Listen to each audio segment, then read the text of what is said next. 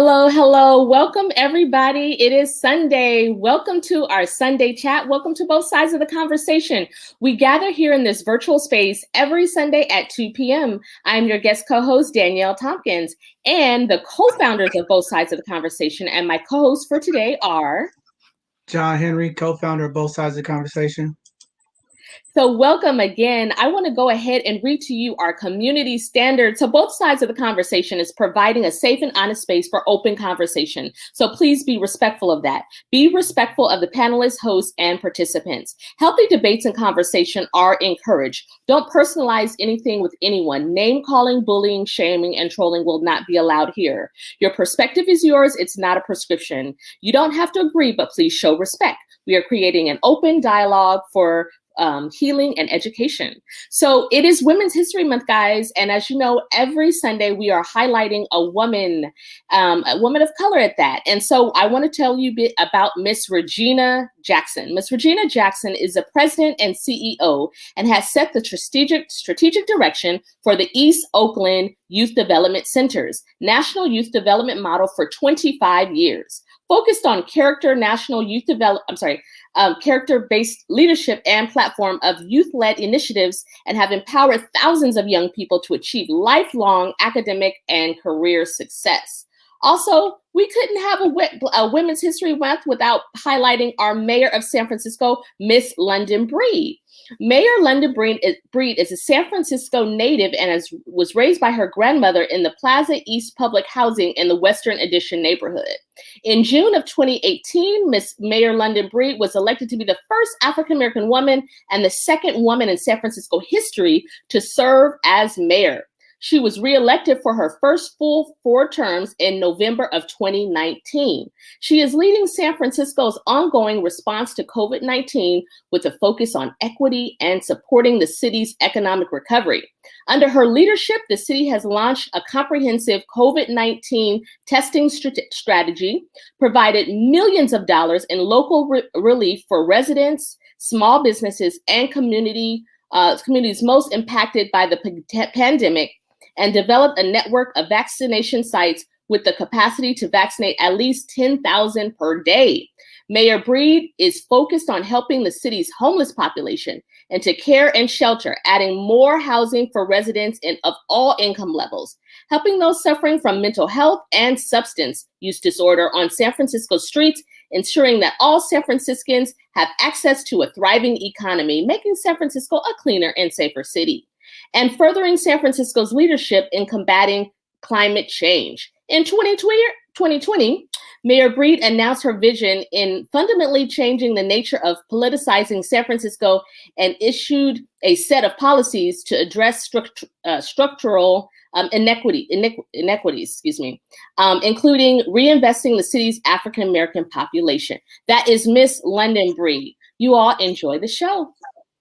All right. Thanks everybody for joining us on our YouTube channel. Please use the live chat function if you would like to interact with the young people today. Today is going to be a phenomenal conversation. We are talking to our young people and some of the facilitators from 100% College Prep.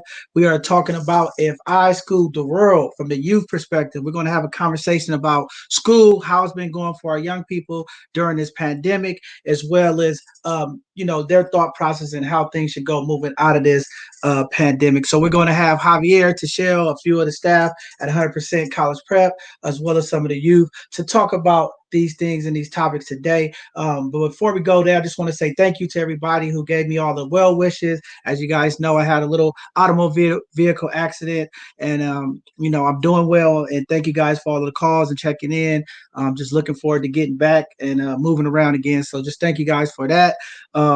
And then just wanted to say shout out to all of the community organizers and community leaders who has been walking in solidarity with our Asian community. There has been rallies all across the Bay Area and all across the United States over this weekend. Everybody talking about what's going on and what's been impacting our Asian community. So thank you to all the people and to all of our leaders who have been there in support And just once again, it was another violent weekend across the Bay Area, across the nation, across the globe. There's stuff in Myanmar going on, and there's stuff in South Africa. So just wanted to say, we just got to continue to unite, show love, and hopefully as things move and evolve, we can get out of some of these situations. But with that being said, I'm going to go ahead and start bringing up today our facilitators. I'll bring up Tashelle and Javier and start bringing up our young people so we can start the questions. And again, if you're watching on our Facebook page or on our YouTube channel, please use the live chat function. We can get your questions up there. If you have questions or answers, we'll try to get them answered by our young people or by the panelists. So with that being said, I'll bring up our today facilitators. Brother Javier, Mr. Shell. Hi.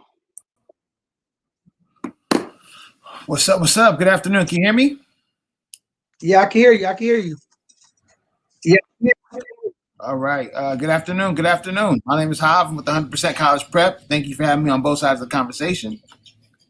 Hi. Good afternoon. I'm Ms. Tashelle from 100% College Prep. I'm the Associate Director as well as the lecturer for San Francisco State Step to College program. All right. So how you guys want to do this? We could go ahead and introduce the youth, or do y'all want to talk to them a little bit about what I School the World's about and jump in the conversation, or we could just go ahead and start pulling up some of the young people. What do you guys want to do?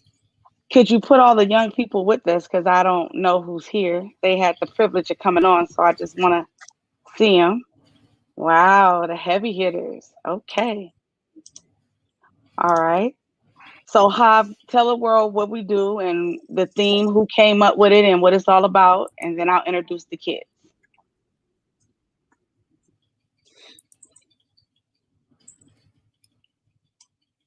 Cool. All right. Sorry, I'm just cutting some off. All right. So, oh my gosh, the homies are online. Wow. Okay. So basically, so starting last year in the fall, we started a program at 100% College called Step to College, and Tashelle had the brilliant idea of putting creative writing mixed in with a college preparatory, and so as we found out, we have a lot of poets and a lot of amazing orators in our group, and so I was asked to bring in some swagoo of writing, and I didn't realize that the next Maya Angelou's, Sonia Sanchez's and beyond, the next Erika Morris's, and or we're gonna step up and just totally just blow us away. And so the theme was playing off of Nas and Lauryn Hill. And if we're talking about Women's History Month, we got to shout out the Queen, Lauryn Hill. She went diamond this month for the Miseducation of Lauryn Hill. And so the idea was to drop the thing, If I School the World. Now, Lauryn Hill and Nas did a song called If I Rule the World. But I felt like, nah, we ain't trying to be like the rest of the people out here trying to rule and take over. We want to school. We want to educate. We want to reimagine things. And so that was presented to the young people. If I school the world, imagine that. And what would you school the world on? So some of the stuff we're going to hear today via their personal statements, via poetry, via things just connected, is in honor and in that essence of If I School the World. So with that being said, man, I can't wait to hear what y'all got to say. So that was the truth. That's all I can say. I've been teaching Step to College for about 11 years. 100% College Prep is the only institution that issues out 6 college units to students who are Black, brown, green, yellow, purple, green, all the rainbow in between. Not sure why that is, but I'm working on that relationship now. I learned on the other side of the Mississippi, Black children going into historical Black colleges, they're carrying in 12 college credits. So with that, I came back to California and I said, hey, can we do this at 100% College Prep? So all these students that you see, they're carrying in college credits. And that's how you get an advantage. Also, teaching writing. I was a public school teacher. I did like it. The kids wasn't the problem.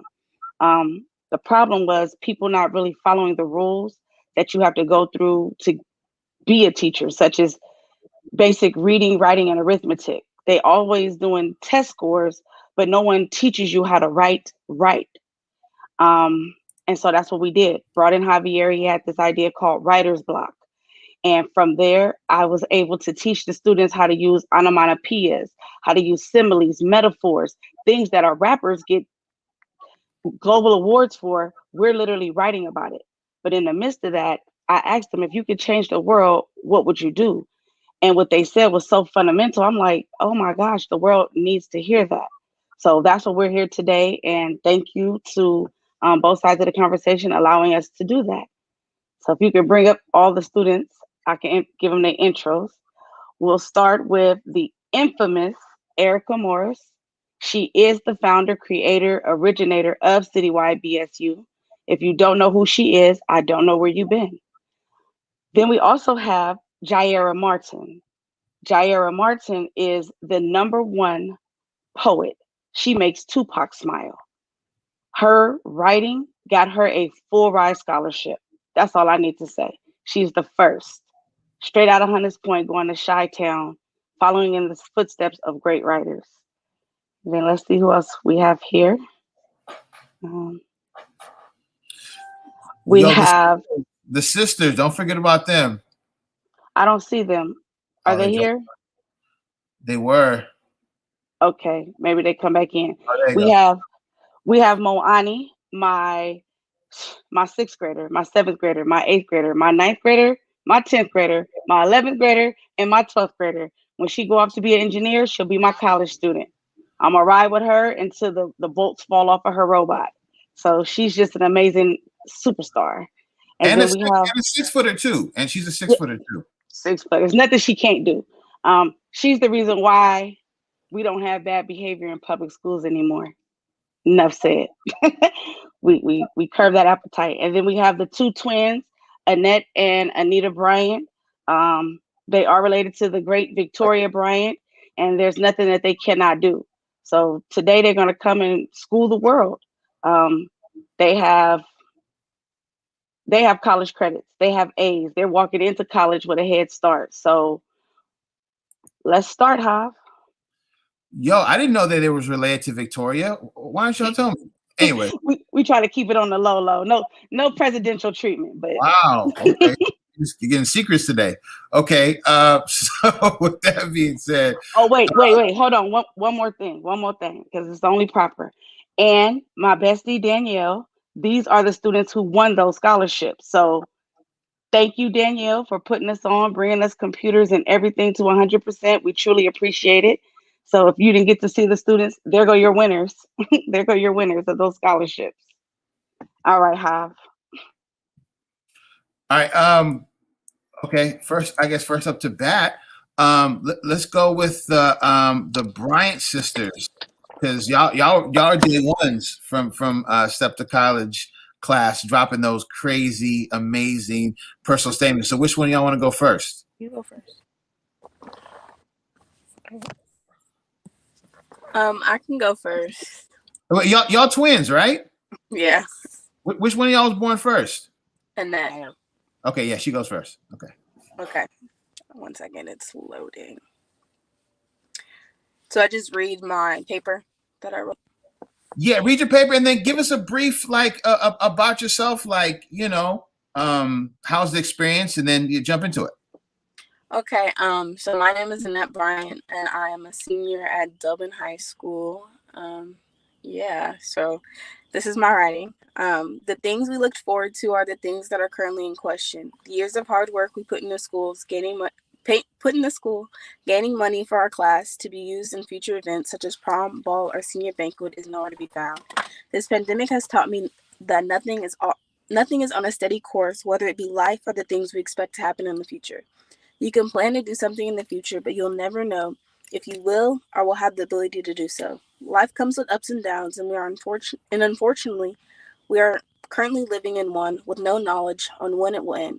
If I could go back and tell myself one thing before the pandemic hit, it would be to enjoy what I have and can do now.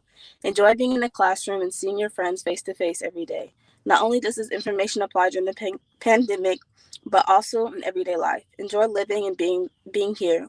Work to make Work to make later or tomorrow better instead of stressing and pressing for a better future. Live in the present instead of waiting for a future, because the future you think you're going to have may never come true. Okay. So everyone, if y'all can see, in YouTube world, when someone drops a dope piece, we snap it up real quick. So show some love. Yee. Okay. All right.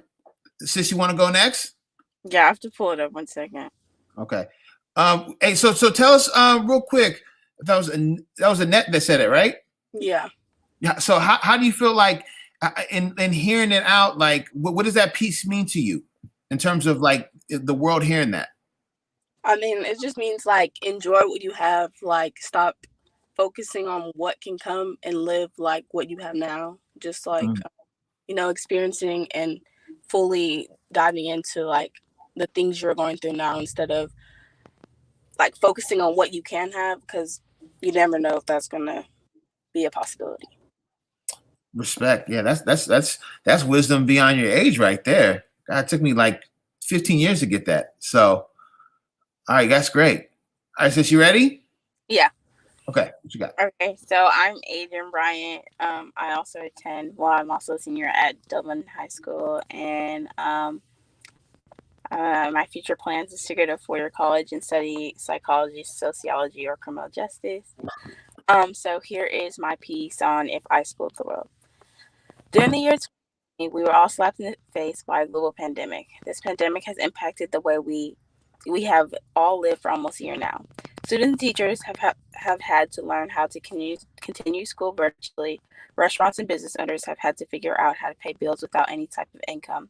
Hospitals and their staff have had to figure out how to take care of everyone in the overflowing hospitals. And people, unfortunately, have to learn how to say goodbye to their loved ones without personally being able to say goodbye. This pandemic has taught me that life isn't promised.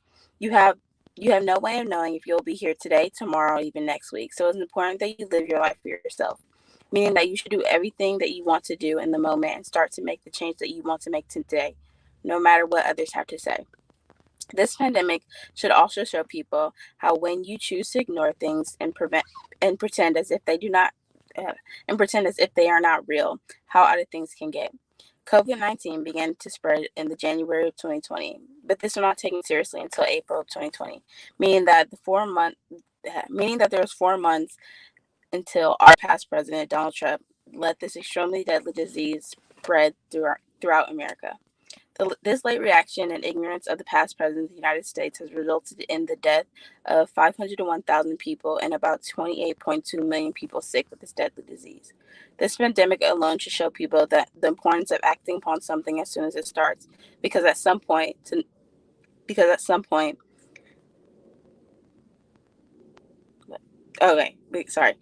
This pandemic alone should show people the importance of acting upon something as soon as it starts, because at some point, this doesn't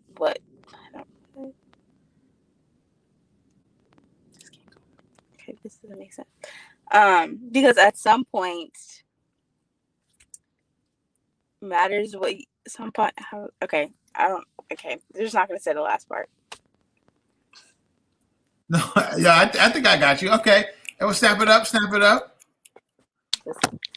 Okay, hey, so after you hearing that, something came out about the former president letting this happen. How did when you look at history from the year that happened, how do you feel about the way adults dropped the ball with COVID? As a young person looking at us who are older, not handling this properly, what is your opinion about that?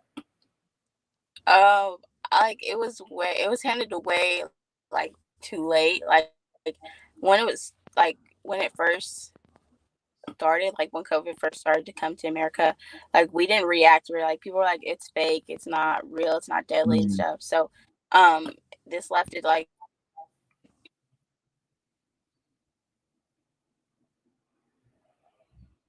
I think she froze up on us. able to now. Oh no. We missed like 20% of that. Can you hear me now? Yeah. Okay, I'm just gonna start all over. So COVID started in January, but like America and its government didn't really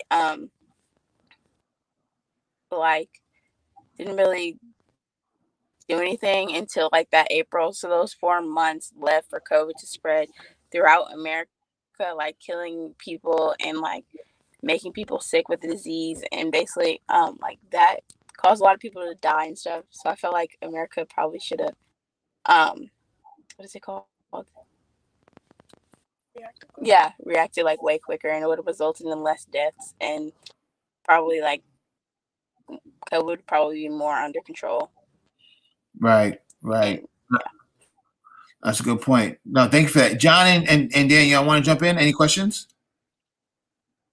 Oh, I was gonna wait till we go through everybody, but yeah, I could. I don't want to. Yeah, I don't want to spoil the questions for everybody. Yeah, So I kind of like where it's going now. I want to know what everybody thinks of this. If I Schooled the World, but definitely continue to give us a introduction of yourselves, and we can probably move on. Erika, would you like to go next? I can go. Hi, my name is Erika. I'm a senior, and I'll be really talking about self-identity during this time if I was to school the world.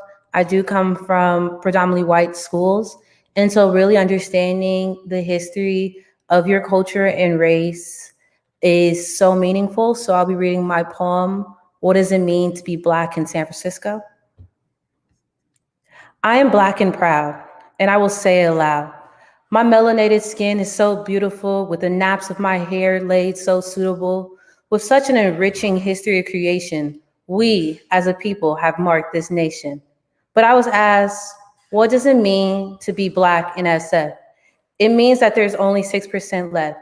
It means that I may not see the people who look like me, but I know this is the right place I need to be. It means that I touch and connect with my people, because when I see my people succeed, it's so peaceful. But it also means I'm a part of a line of Black people making history, because we love to know more about Mayor Breed's story. We are part of the legacy of Willie Brown, who shared the knowledge of his crown with London Breed, who helps us see Black people succeed. Same as the Board of Supervisors, President Walton, who will never be forgotten. But let's not forget the inspirational community groups that help the Black children get through the loops, like 100% College Prep and Omega Live and Free. We also need to acknowledge Mega Black and Black SF Black Wall Street. It's the Genesis and the rebels that help us succeed, because they showed us how much they believe in our future. Taught us that learning is always cooler. These organizations and people are Black SF and what it means to be the 6% left. So even though we may not be the majority, we help to create this story. Thank you. hey, phenomenal piece right there. I just want to say thank you, young lady, for all the stuff that you're doing, putting together the Black citywide BSU, you, Daisy, and the stuff you guys did. I chimed in last week. Phenomenal piece you guys put together. So just proud of you and all your success, and continue to lead by example and hold people accountable and speak up for change. So just proud of you.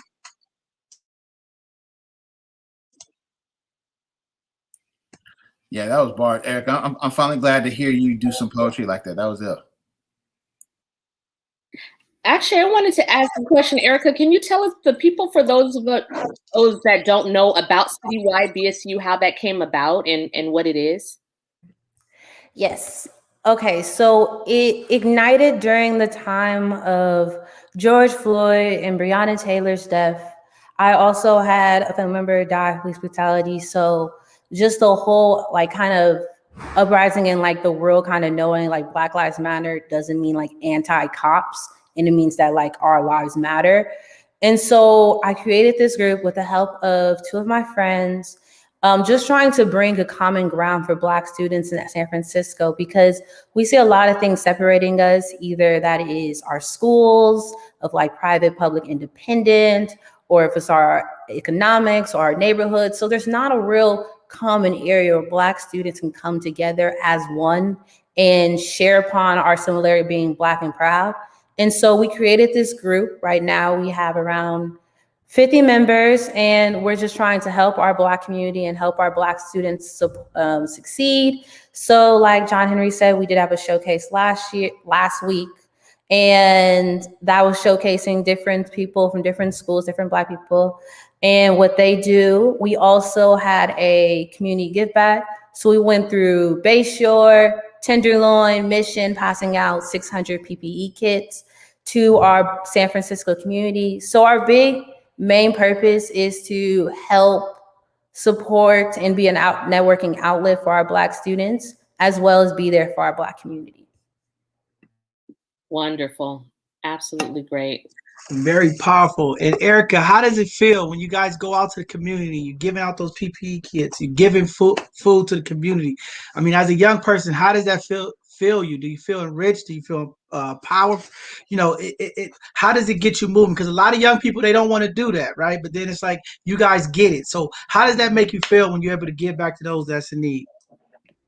It feels wonderful because a lot of people are grateful, and you can see the hard work that my team is. I have Moani on my team, and on Friday we were just packing a lot of bags and trying our best to get everything together. And then we had lines of cars coming in, filling up the cars to the top, and just to see like the smiles of the people that we gave it out to. And then even with our leftover bags, we donated to the Black seniors in the OMI district. Wow. And just to know that they know that the Black students and the Black youth are looking out for them, it's really powerful and motivated.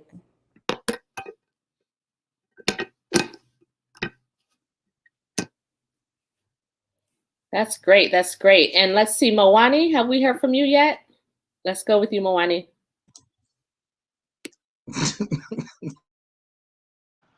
She's not ready yet. Let's go to let's go with Jair Martin. Hello.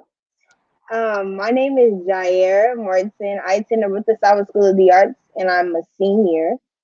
And I'm going to read a snippet from my rewriting education. The power of a classroom is not simply the material a teacher provides its students. It's the knowledge in which an educator sparks within one's brain, giving the student the ability to teach more than the teachers themselves, intelligence plus character. That is the true goal of education. So if I school the world, all the students will have access to their freedom through art. The access to be free, speak their truth, and express their creativity. If I school the world, I will not be the only Black girl in the classroom, not be the only representation of the Black voice. If I schooled the world, I would have stages on every block of every street, because art equals liberation, guiding liberty, which leads to empathy. If I ruled the world, imagine that. Thank you.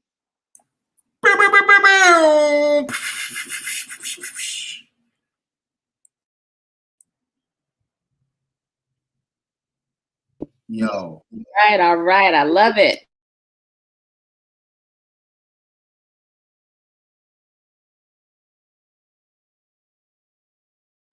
So sorry about the network troubles. You know, this Wi-Fi thing across the country is like not good, but let's see if we could get Monet back up there.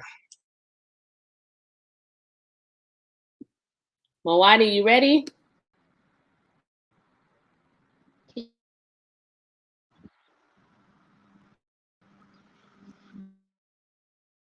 I think your mic is muted. You got to unmute your mic. Wait, can you hear me now? Yep, we can hear you now. It wouldn't let me unmute. I don't know why. I'm outside right now, so my connection might be really bad. So if you can hear me, just let me know. I'm Moani. I'm a junior at Galileo High School, and I had a whole poem ready for today, and I just can't seem to find it. So I'm gonna read my personal statement, which is about. Well, I'm just gonna read it and talk about it after. Outstanding, outgoing, optimistic were words that could be used to describe her.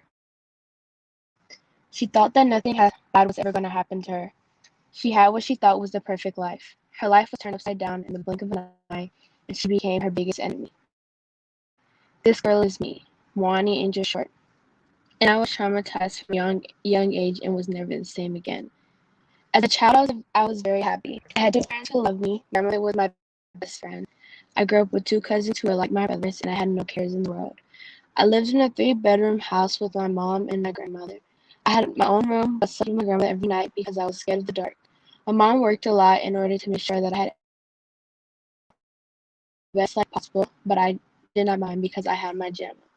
When my oldest cousin was born, my grandmother thought she was too young to be called grandma, so we decided we would call her Gemma. There was never a moment other than when I was at school where I was not with Gemma. She could always find a way to make me laugh even when I did not want to. Whenever I was sick, just being with her made me feel better. She was my protector from my mother whenever I got in trouble, and the one who snuck me snacks when my mom said no. She was my everything. July 14, 2013 started off like any other Sunday. Me and Gemma woke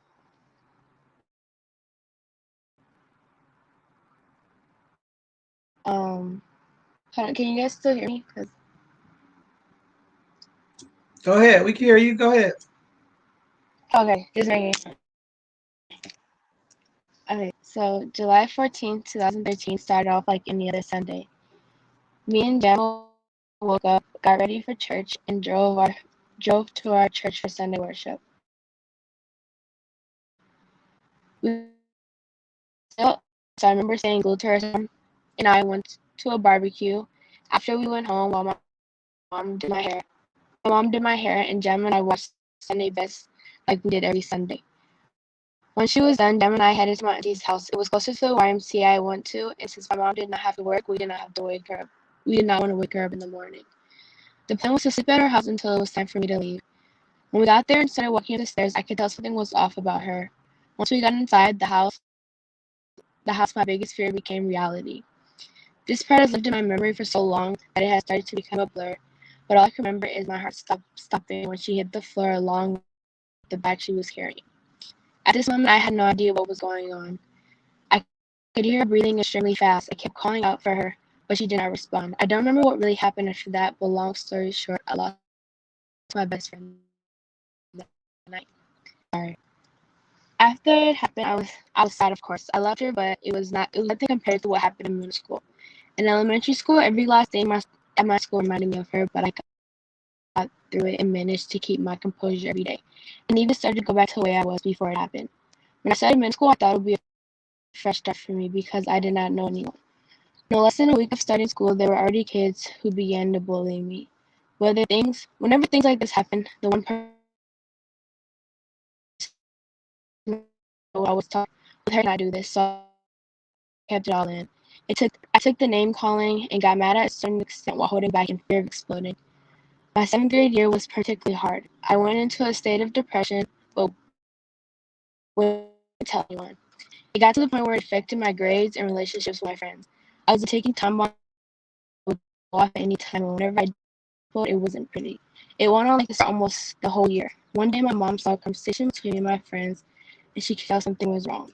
She made me see a therapist, and finally letting it all out. Letting all out. Sorry, and finally letting out all I've been feeling helps. I'm now able to think about my grandmother and cry a little, but not have a whole emotional breakdown. She's my motivation in everything I do. Every decision I make is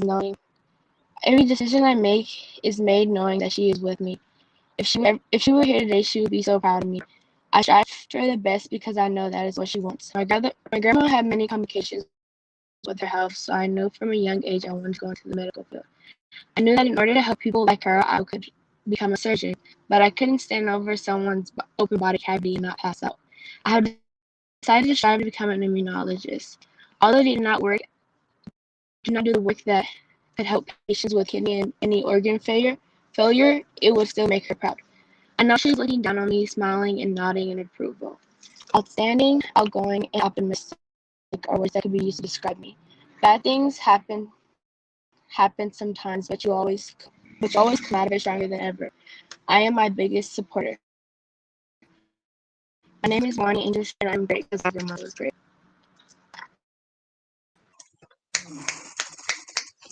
Nice work. Nice work. I know we had a little bit of service issue, but I heard it. I felt it. I know where it's coming from, a great place. So I guess now that have everybody did their first poem, Javier, is everybody we ready to jump into the questions, into the conversation? Yeah, unless there's a Anthony in the queue. Yeah, that's everybody. Okay. All right. Well, we could go ahead and jump into the question.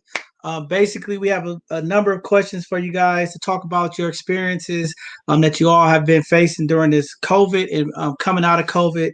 What does that look like? This is a great opportunity for not only the parents, our educators, different people who are watching that have the opportunity to listen to you all. So this is kind of like your platform to go ahead and uprise your voice to speak about some of the things that have impacted you during this Zoom school or this distant learning. Some of the things that really, really impacted you guys that people need to understand the difference between Zoom schooling and actually being in the classroom.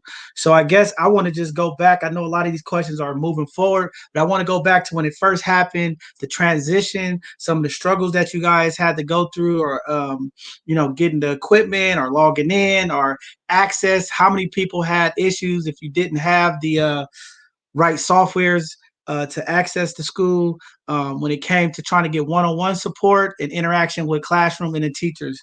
How have that affected you all? Anybody can start. I can go. I know for me, can you guys hear me? Yeah, we can hear you. I know for me that the transition between like on regular school and then online school was really hard. I lived with my grandmother, and so her Wi-Fi wasn't the best, and so I would drop off calls like every single class period. And then a lot of my teachers didn't know what they were doing, and so we were all confused. And so for a good second, it was just like a complete and utterly mess. And when I came back for my senior year, it still was kind of a mess. And it's really hard because I'm a big person that likes to do office hours and talk one by one and one. And it's hard when you try to plan it and then they kind of don't come, or the time that you do come, they're not free, so you don't really get the help you need, unlike like popping in their classroom after school and actually doing it. So it took me a long time to really try to figure out like a rhythm to learn and study and understand the materials. That means that like I would also have to look at outside resources for help. If that is a student that graduated and was in that class, or someone that is like an expert in it, or like talking to my parents. So like some really extra steps. And so it was an interesting process. I'm back in school now. And so it also now is hard to try to transition back because now I'm okay with online, but then I forgot how to do in-person school. And so it's a lot of transitioning, and your mind is just kind of not prepared for it at all. And I have glasses. So like watching a screen for a very long time hurts my eyes. And so it's a whole kind of mess that you kind of have to get used to it. And it sucks when you got used to it and then you're back in person. You're like, wait, now I have to get used to this part. And it like blows your mind of how different online and in person is. Wow, that's pretty good insight. Anybody else want to chime in on that? I Just can to go. connect. Oh, go ahead. For me, during the start of the pandemic, my school, it was a complete chaos. So we had pass or fail, and most of the classes that I took didn't require or didn't have Zoom classes. So a lot of the work that was given to us was just busy work that we had to turn in on certain days. And I felt like we didn't get a lot of information, or we didn't learn a lot through that process. So like I felt like we lacked a lot of knowledge that we could have gained through the transition. Now I feel like it's definitely better. And we're still gaining knowledge through online. Like I think Erika said, like I feel like the transition back to school is definitely going to be hard since we're so used to online school.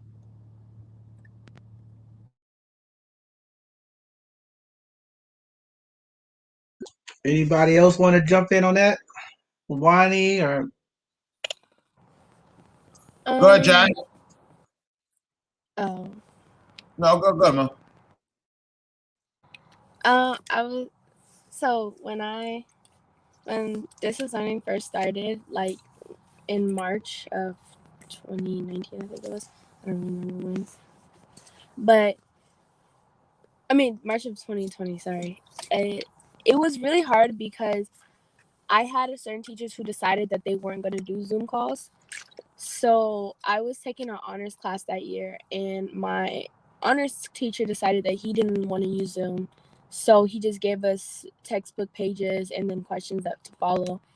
And I was already struggling in that class, so it was even harder to not have like an actual lesson where I can take notes and stuff and actually apply that to the homework. And then another teacher, she decided that we're gonna end school there. We didn't never learn anything else in that class. But now I can say it's a little better because it's mandatory now, and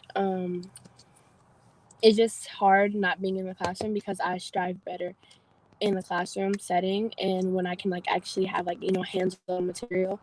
But it's been a struggle, but I'm like it's getting better than it was before, and because at the beginning of the school year my grades did slip a little bit, but they've gone back up now. So I think if this has to be how it's like going to be for my senior year, then I feel like I would be fine.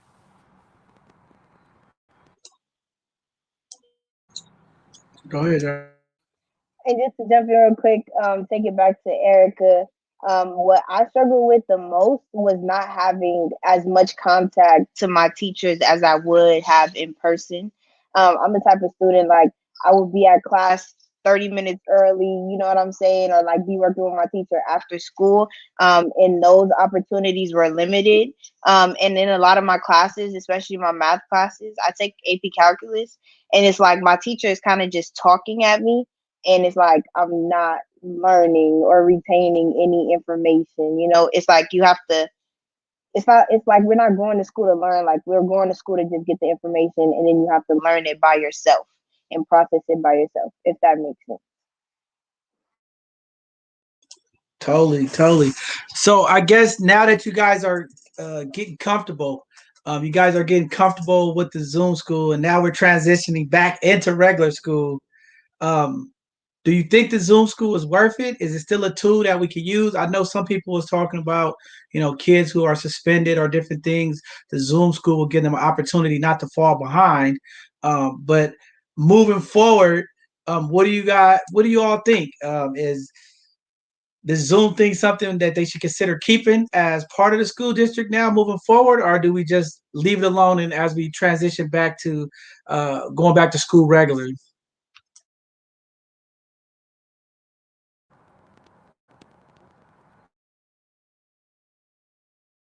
Anybody can answer it. Um, oh, I think that they should most definitely keep it because there are some people who kind of like they have this fear that if they go back to school, they're gonna catch COVID. But even like when COVID is cleared, there might be people who still don't feel comfortable going back to school.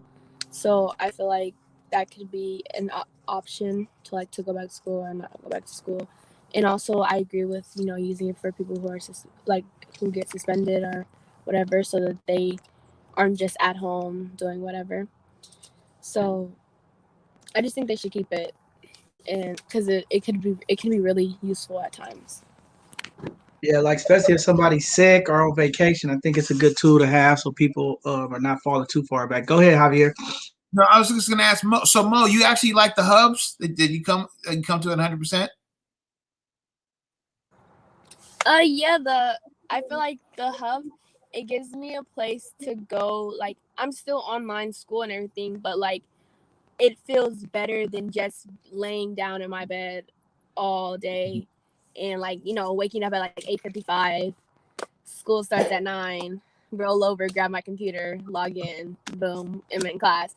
But actually, like getting up, getting dressed, and stuff like that, even though I'm still on Zoom, it still helps me kind of adjust to how it used to be. And if they do go back completely, I will be like, well adjusted and not like, being late every day because I not used to waking up at like 5 o'clock in the morning. So yeah. Yeah, I think that adjustment period is gonna be hard for a lot of those kids because a lot of them had their camera off still laying down. But it's gonna be a good transition. Anybody else want to jump in there, Erika or anybody? Yeah, I can talk. I definitely think they should keep it for like people that has been suspended or like going through something. It's a good way because now we're used to it and we understand it. But they should have shorter class periods. Like I'm on some Zooms and they go 5 hours. I'm beat. I can't even pay attention for the last 3 hours. And so making sure they have like they use the Zoom times wisely is the best option because we are students and we are humans and we should not be looking at a screen for that long a period of time. And so I believe they should keep the Zoom classes for people that are falling back. Also, hubs are like the great thing because before my school went into person, I had a hub at my school. And like Moni said, it like helps with the motivation to do stuff. Because when you roll out it, like you turn around in bed and turn your camera off and you're in that bed just looking at it, you're not really paying attention. But when you like get dressed, you go to a different place, like drive or take a bus somewhere else, you really feel like you are motivated to do the work. And so I believe also hubs should stay open as well because hubs are really the way that students kind of still feel like they're in school. And so they don't have the time to slack off because they know they just drove here, they woke up, they got dressed, so they might as well learn. And so I think both hubs and Zooms should stay.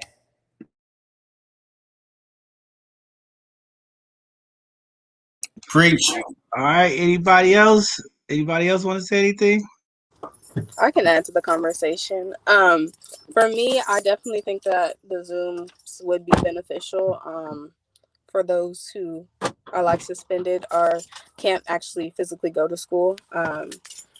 Just to still gain that, not one-on-one, but the teacher and student connection rather than busy work. I think that's an important connection that can still be gained through Zoom calls.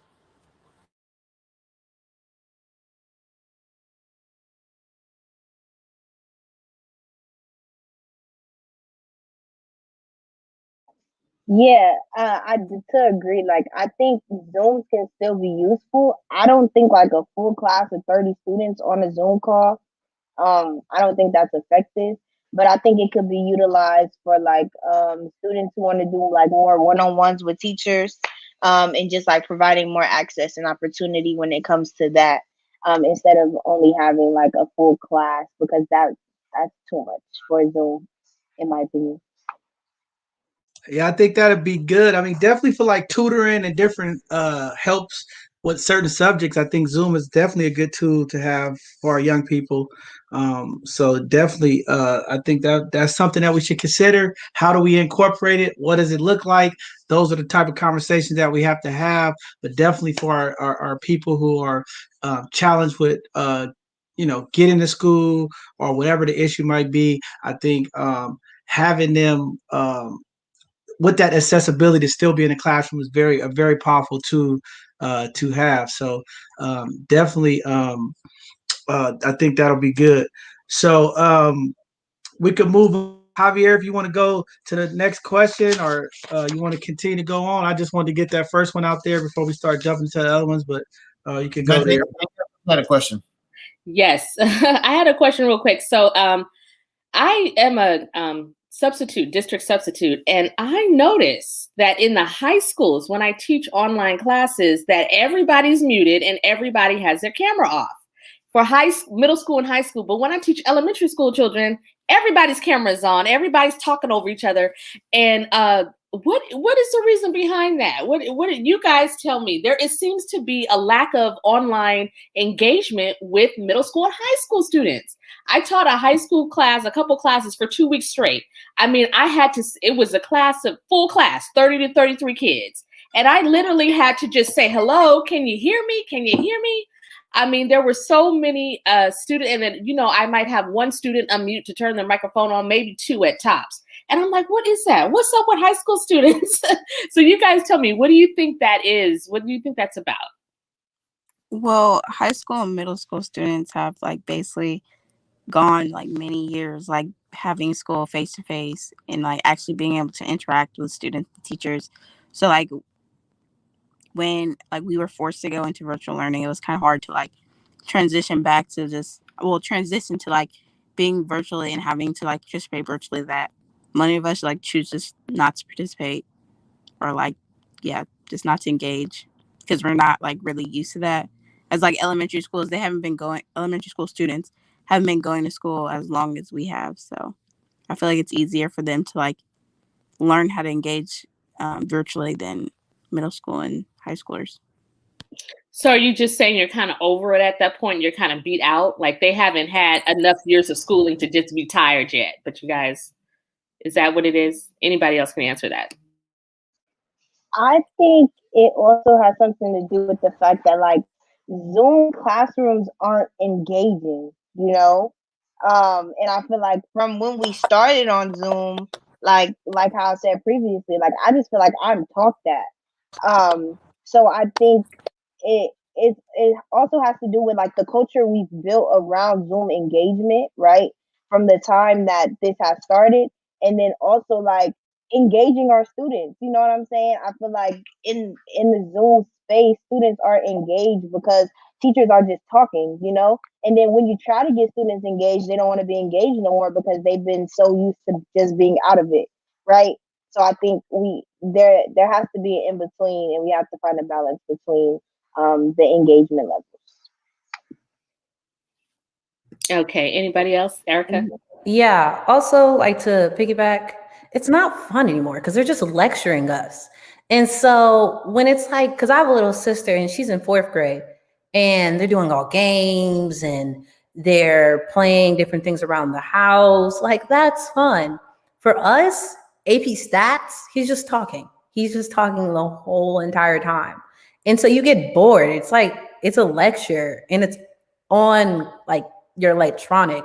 I can go on a whole nother electronic and do something better than just listen to him speak the whole exact, like the whole time. And then also you have the fact that with this being online, students already like in person, we barely talked in general. And so this gives us another opt out of not talking. And because most of the time you see a lot of teachers lecturing us, not teaching us. And so we don't find anything like really interesting to talk about or really engage with it. Like I know, and it's definitely even harder for like foreign languages. I'm in Spanish and I can't understand him. And so, and I used to be pretty like good in Spanish and I just lost all of it because I can't understand him anymore. And then I can't even speak it because when we have it, it just sounds breaking up. So it sounds like I'm saying the wrong thing. And then when he speaks, it's too fast and it's breaking up. So then I can't understand him. And so there's like this big disconnect. While in elementary school, they're like teaching you, they're going through it over, they're playing games, they're engaging you in the conversation, they're making sure like you have fun and you are actually enjoying being online. For us, it's like watching a YouTube lecture that our teacher assigned us that he's speaking or she is speaking. And so it's not fun. So why should we turn our cameras on and actually try to engage when you have nothing for us to engage in other than to listen to you? Thank you. Thank you, guys. I always say when I'm on the show, I'm learning myself. And you know, you are right. For the elementary kids, we are, or even preschool, I've taught preschool, and it's like, go in your house and find something shaped like a circle. And, you know, it is like exciting and stuff. So what I'm hearing is that it's just not engaging enough. I get it. And you know what, Mawani, you said something and I thought about it. You said you wake up at 8:55, you roll over, open up your laptop, and then 9 o'clock you start school. So I'm also wondering if people not really dressed yet. You know what I'm saying? Like people just have their do-rags on and just their robes on.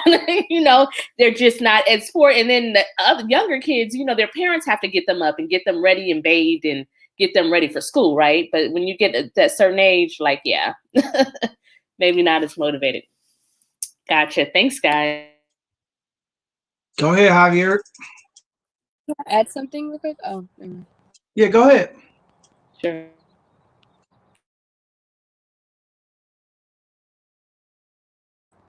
Oh, We Somebody can. said, who wanted to add something? Yeah, Go ahead. Moani, go ahead.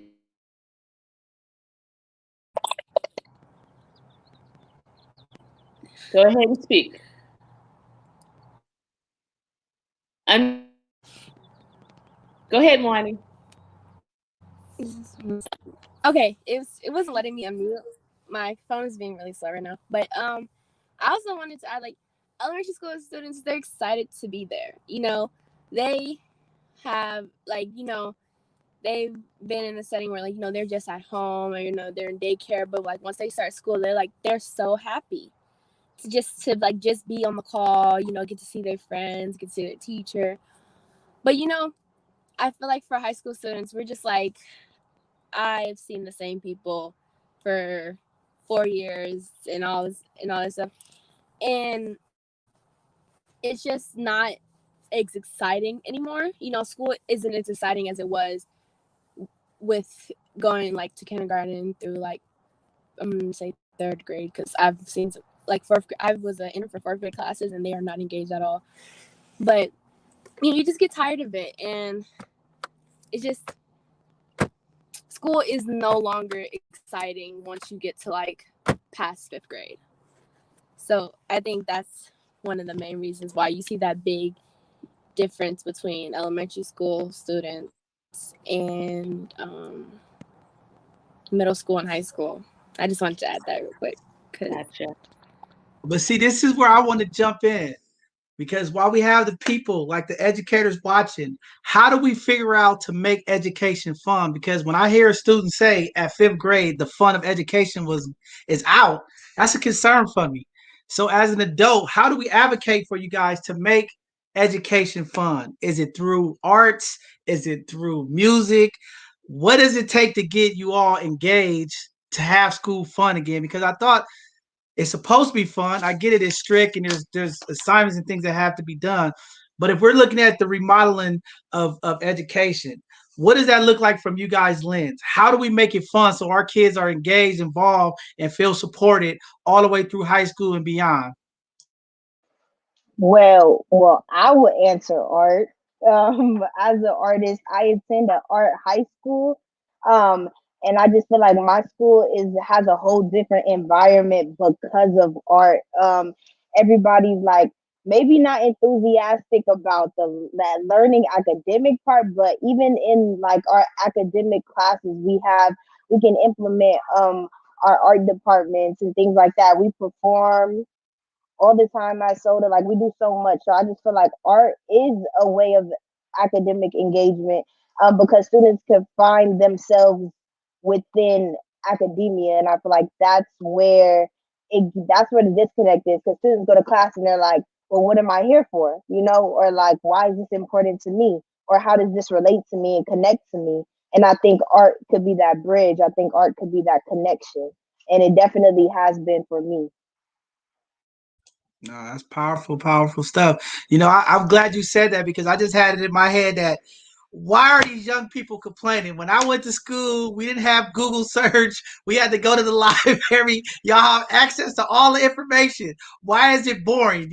I thought it was just exciting and fun because we had to be on this little, march. We had to go to the Third Street Library and pull up, a dictionary or whatever we had to do. But you guys have access to all the information via the wide world web and Google and all this. So I thought it would just be fun because it's easy to pull up the information. I just thought it should make education a little bit better and faster for you all to grab the information. But I'm old school, so that's why I'm here to listen and learn too. But I thought it was easier for you guys because I see some of these kids struggling. I'm just like, why are you struggling? Like y'all have all the information. I don't have to go do no like heavy research on stuff. But glad to hear that information. It gave me another perspective to look at things. Anybody else want to say anything about that? Yeah, another way to make it better, I'm big with games and challenges, and I know like a lot of my friends are. And so I enjoy like one class, and that's economics. And then we have like this stock market game. And I know we like all get really competitive because like if you are above the teacher, you get an extra A, or like you're able to retake or like get an A on a test that you did really bad or take it out.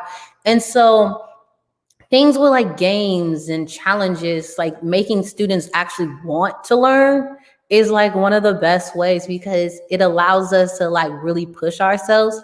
Because I know like for my econ class, we all really push ourselves, because if you're the last one, like the people in the last place, you have to write a paper. And I know none of us want to write a paper.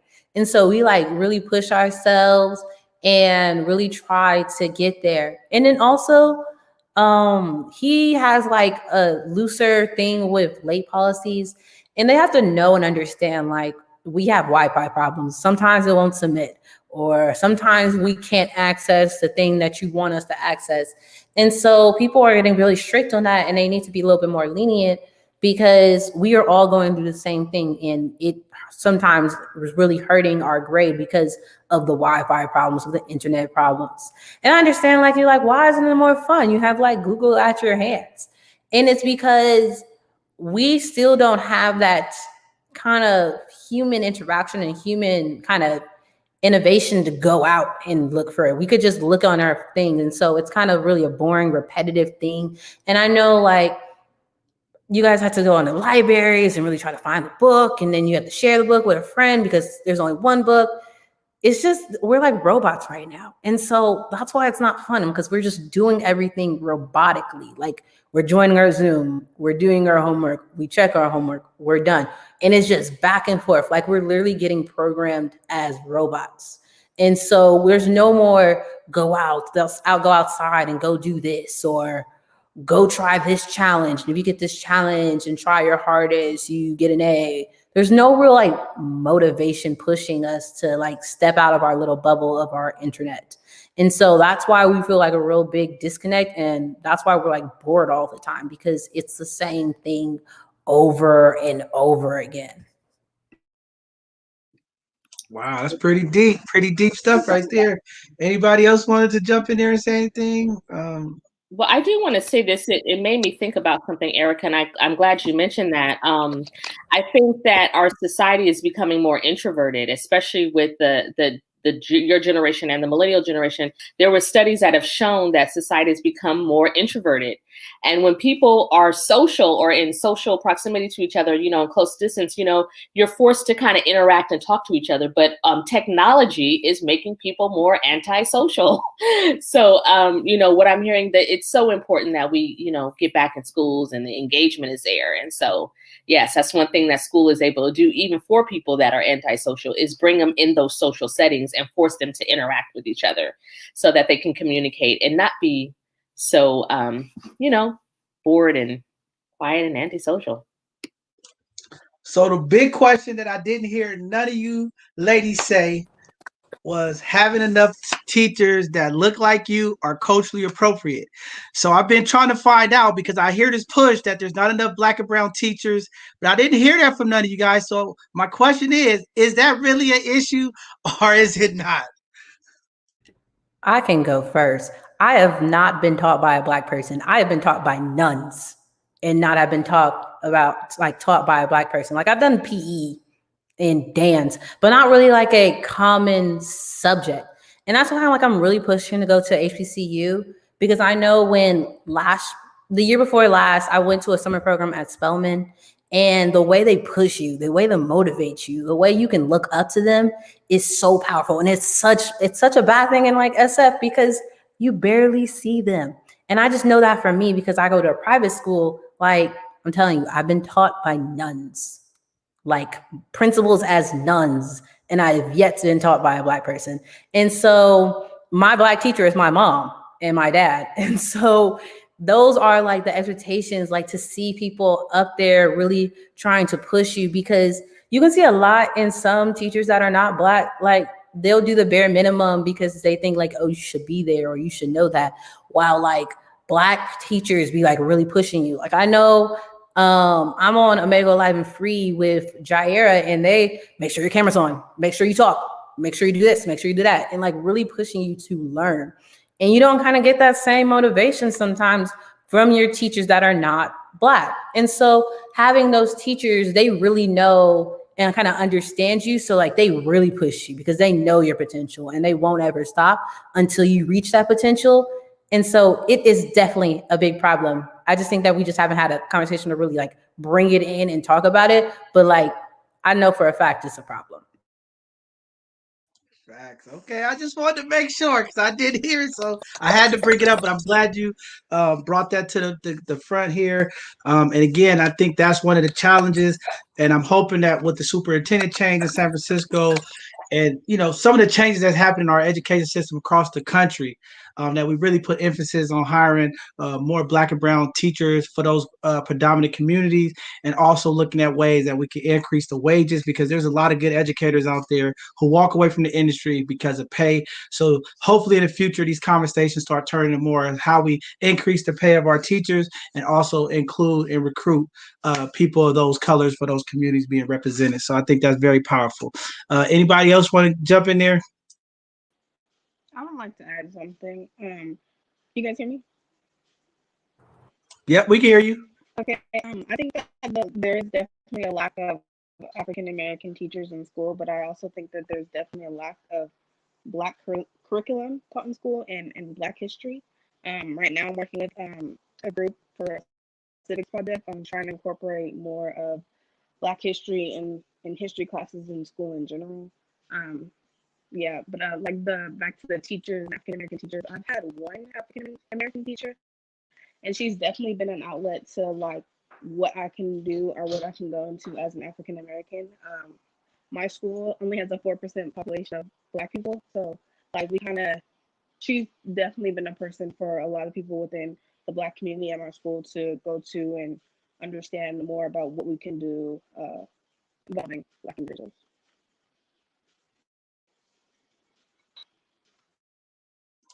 Okay, that's what's up. Anybody else want to say anything before Javier asks the next question? Nope. Go ahead, Jav.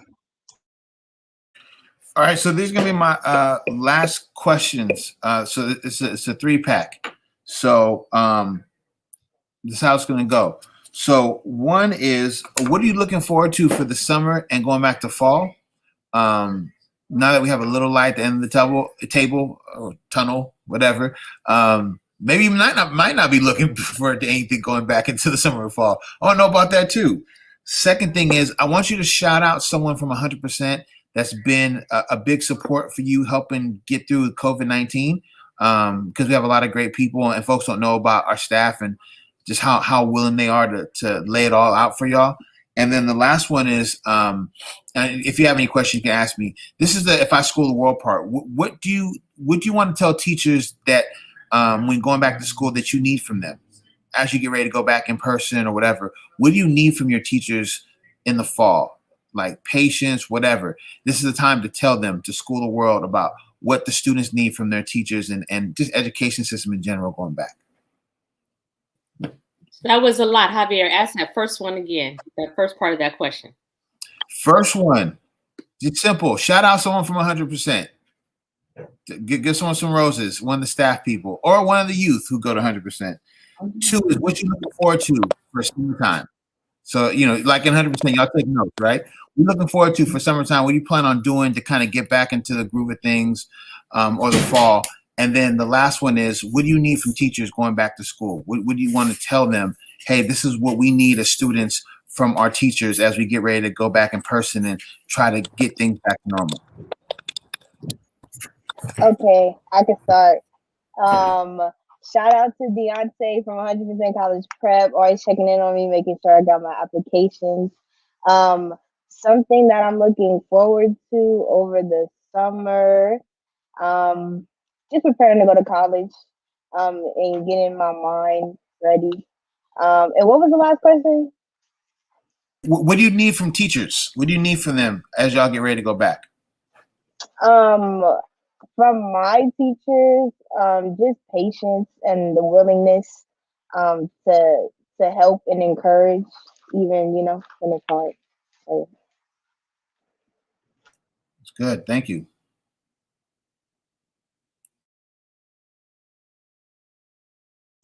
Anybody, Dex?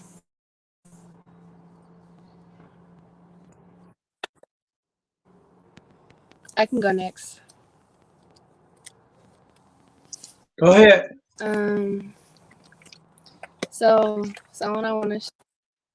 So, it's not one person from Winchester, but like multiple people. You have Deontay and Shakia. Y'all really like. I really liked you guys' idea for brothers and sisters making change.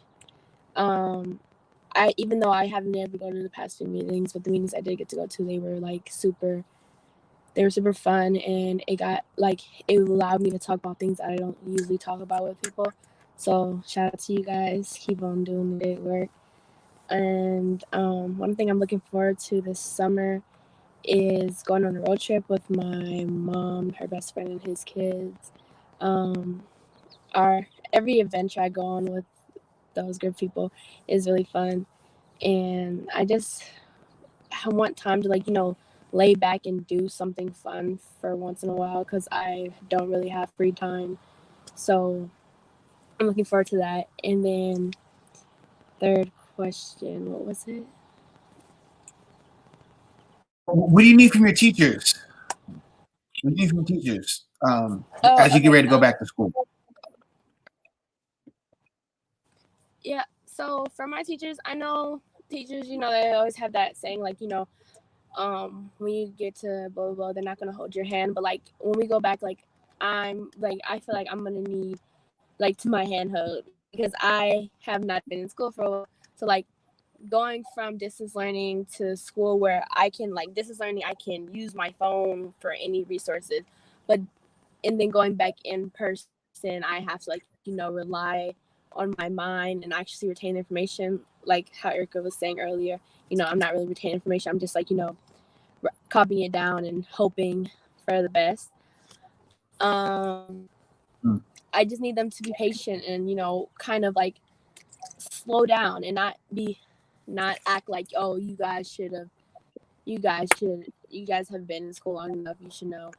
But this whole year gap has really taken a toll on my learnings, on the way I learn and how how focused I am. So I just think teachers need to realize that and adjust their lesson plans to our new COVID brains, basically. That's real good. That's real good. Thank you, Monty.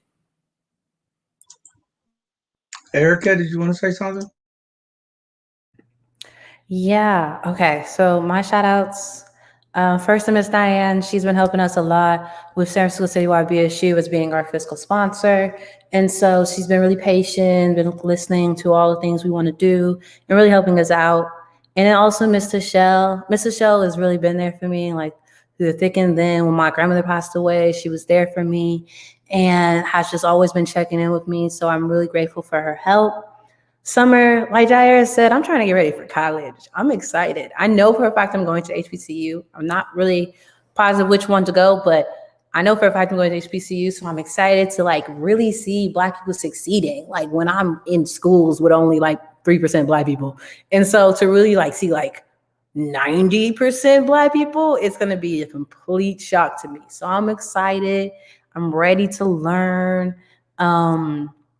And also, I'm excited to pass down Citywide BSU to the successors because I really want my organization to keep on going. And so I've been planning for that. So I'm excited for that. And then for teachers, it's exactly like Monty said, teach me like a freshman. I've just started school again. I'm getting used to high school again. So I need the patience like freshmen. I need the ease back into classes like freshmen. I need freshmen and I'm in one everything. One English, one algebra, no honors, no APs. I need that freshman start because like Milani said, our COVID brains are completely rewired. And so for us to come back to school and where I am in school and they're rushing in and they're going super fast and it's scaring me. I really need them to slow down and treat us like freshmen and help us ease back into this in-person learning. Dope. To all our educators out there, our young people are asking for a soft landing, a little patience, a little compassion. If you're a teacher, you're an educator out there, you listening. have a little compassion, have a little patience for our young people as we transition back into school. They have struggled mentally as well. This has been a struggle for everybody. Let's all take our time and just give a little love and compassion, especially to our young people as they're moving forward to transitioning back into their normal school life. Very, very important stuff. Javier, you got another question, or you wanted to jump into? No, Did we get everybody? yeah, no. Annette, do you want to say something? And then I'll jump in after. Sure. I have two people I want to shout out. I want to shout out Miss Shakia for just pushing me to do the scholarships and reminding me that there's things that I should be doing instead of, being at home chilling. I also want to shout out Javier. Made me feel more confident in my writing and more comfortable about writing what I believe instead of writing what I think is correct. Future plans or summer plans, I'm looking forward to being in a new environment. Hopefully not on online school. And then for teachers, I think there needs to be more checking in with students and just like understanding that not everyone's on the same page and what you can do to like get everyone on the same level, like either like having a check-in day or slowing down teaching would be important. Man, and thank you for that. Yo, yeah. I mean, it's crazy. Like for John and Danielle, I mean, the students we have on right now are like, 4.0 earners right here, and they're saying, "Yo, be gentle with us coming back." You know what I'm saying? These are folks who, Moani comes to the hub faithfully. She's the first one, just been killing it from day one, right? And so to hear you say that is like, wow. Like, and for our students who are potential 4.0s and whatever, that's how much more support that they need. I remember I was talking to a third grade class at KIP, right? I was coming in there at wellness week.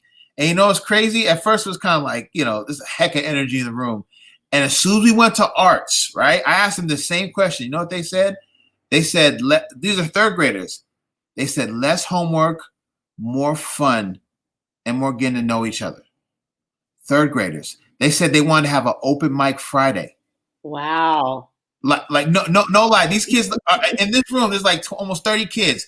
I had kids show me their paintings. I had them show me their dance routines. I had them show me the beats they were producing. I had kids who were just speakers. I mean, the class went from only 45 minutes I was booked to 2 hours because they just wanted to dance. They just wanted to like let loose. They wanted to express themselves. They wanted to get opinions. So for my seniors and juniors here, man, it's crazy that third graders feel the same exact way y'all feel about the school system and this unrealistic regimen of learning. Like we don't learn like everybody else. You know what I mean? Like we learn through audio, visual, gestures. We don't just want to be lectured to. We want to be participated with. And so it really inspired me because I'm to be honest with you, I'm like, I don't know how many more years I have in teaching, but when I saw these third graders at KIP put it all on the line, I'm like, man, I got at least another 9 years in this because I want to see them graduate. I want to see them become the next Erika and Jair, I want to see them become y'all. I want to see y'all mentor them by the time they come up in middle. By then, y'all should be graduating, getting y'all graduate degrees to meet them at some point because they're like y'all. They just don't know it yet, but they're themselves. And so, I mean, the poetry alone, I mean, the look in their eyes, like my hope is for them to keep that innocence and that hunger and that belief that, man, it's not just that, I can do anything, but I'm going to find the people to do it with, right? I'm going to find the people to help me achieve this amazing goal I feel like God has given me. And we're all a part of this. So as y'all graduate and go to college and do y'all thing and enjoy, because it's going to be beautiful, that there's an expectation from us that y'all come back and stay connected because there's y'all right now in a school who's in the second grade who everyone is telling them, nah, you can't be no writer. And you can't do this. You can't be a leader. And then until they actually see someone said that to them and did it, now they're inspired. Now they know that there's a benchmark to go to. So it's very important that your success is not just for you and your family, it's for us as well. And so I'm so proud of y'all. And Moani, we got one more year together. We're gonna go hard for that year. But it's just amazing what y'all have done through COVID.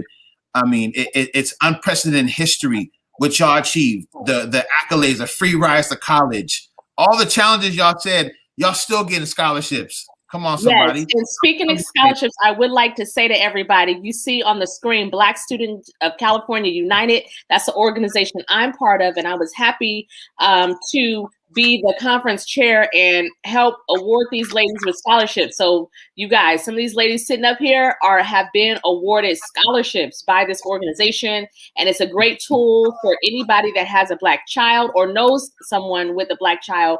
Please reach out to this organization because they're doing some wonderful things throughout this time.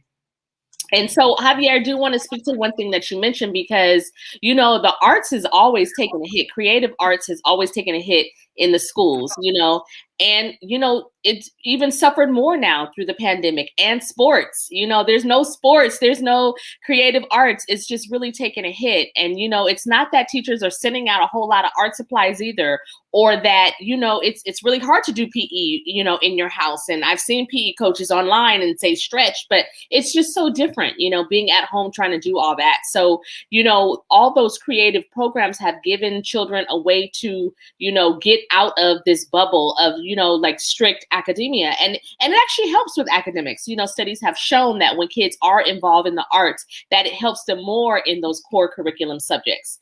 And, you know, our kids are suffering even more now. So, I mean, there's kids that don't even have coloring books. They just miss coloring, you know? So I agree with you, like, that we have to keep in mind, Erika, that when you guys go back to school, that teachers need to understand that and give you guys some brain breaks, right? Yeah, so good point, Hav. I got a question for all of you. Is it time that we bring a historical Black college and education here in California? I know there's some brothers that I seen this article. They just opened up their first school in, I think, Georgia, an all Black school. But I mean, you know, given the historic things that have taken them here in California, is it time to go to a Black educational system where our kids could actually get the Black history, could actually get the Black educators, and be the first? And I was thinking because the way it would have to be presented would have to be definitely in a private school type of setting. But wouldn't that be something that would be amazing to have a you know, K through 12 private school that is a like a, you know, just a historic Black something here in California as well as a college? What do you guys think about that?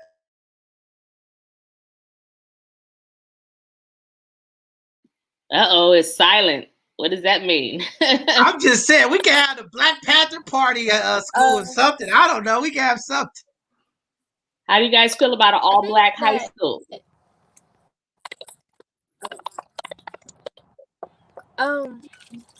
I personally, I went to a predominantly Black middle school.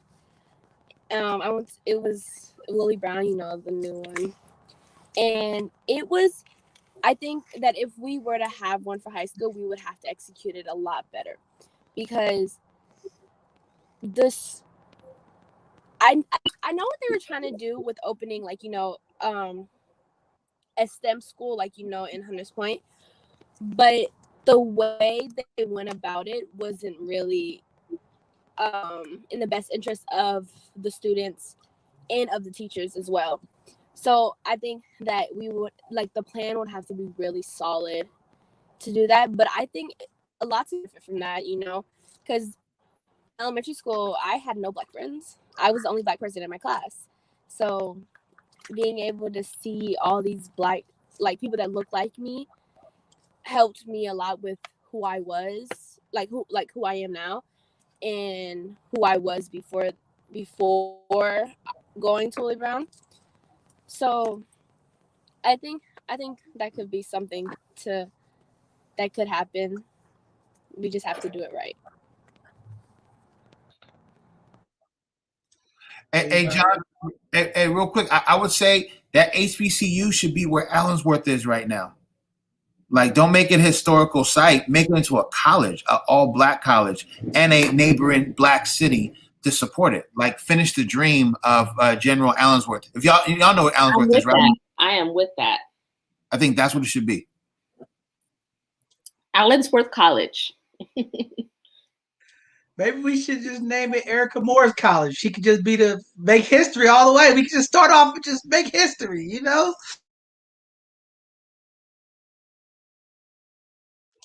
Anybody else want to speak to that before we go to the next question? Or are you guys okay with that? So y'all all in favor of having an all black school then, right?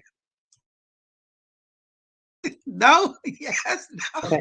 Can I explain a little bit? I believe yes, we definitely should have an all black, like at least a school that really teaches you like the in depths of Black history. But then I also think we need to fix the educational system as a whole. Like we can have our own, but we still need to fix the kids that don't go to it. And so that's why I'm like, yes, but also because we can't just stop with just having that school. Oh, we fixed it, the school. No, we have to like really try to change the educational system. And so not only the people in these schools will benefit it from it, but also the kids that are not in that school. Because if you're not in that school, you don't know your history. You don't know the ancestors. You don't know who paved the way for you. And when you don't know your history, it really affects how your future is. And so not only like bringing a school to California and to like SF and for like us to really have like a school that really teaches Black history and like have like great things for Black students, but also make sure our students at private schools, make sure our students at public schools, make sure our students at independent schools, charter schools, art schools, they also have a deep understanding of Black history and fix educational within. And so I don't know if that's like getting more Black teachers to teach more Black curriculum, forcing more schools to use the Black curriculum. Because if I hear that our only history is slavery and Jim Crow, I'm going to go insane. Because that's all I've been taught. Like, I can tell you slavery, Jim Crow. A lot of people didn't know. Traffic lights, Black person. Heater, Black person. So we don't know the good things about our history. Yes, all the obstacles we overcame and the fight of the struggle we overcame, but we're not all just struggle. We have beautiful things that no one knows, not even us. And so really focusing on the highlights of Black history, because I'm telling you, I learned more about Black history with my mom and Omega Live and Free than I could do with all my school years combined. Because we go through the same thing. Black History Month, Martin Luther King. Then we do slavery, Jim Crow. That's it. That is absolutely it. And we need to really fix that because that's not all we have done. We've done way more stuff and affected the society way more to only be taught about two things of Black people in their lowest time than talking about all the accolades and accomplishments that we've done in general. Right. So I would have to agree with you on that. I'm still complaining about this to this day. You know, it's more than just Rosa Parks, Malcolm X, and Martin Luther King, and definitely, I think it's still part of the systemic racism that's in our education to withhold that information, because it is sad that our young Black folks are not learning about some of the major things that are happening. And I have to agree with Van Jones when he says Black folks have too much history and not enough future, and our allies have too much future and not enough history. So I think we definitely have to fix that. And we have to recognize some of these new historical events that have taken place, because America, we just too far behind. And we hold on to this historic stuff. And we have the Erika Morrises, we have the Calvin Kaepernicks, we have some of these people here that's current, that are doing amazing things to impact our country, our nation, and globe. And we need to have those people talked about. We've had Obama, we've had Mayor London Breed, we've had Kamala Harris. I mean, modern day people making history. I heard a lot of complaints from our young people said, we tired of hearing about the old. And I think that's kind of surfacing about a little bit in the past. They want to hear about things that's more current. They like, John, I was born in 2000 and 1999.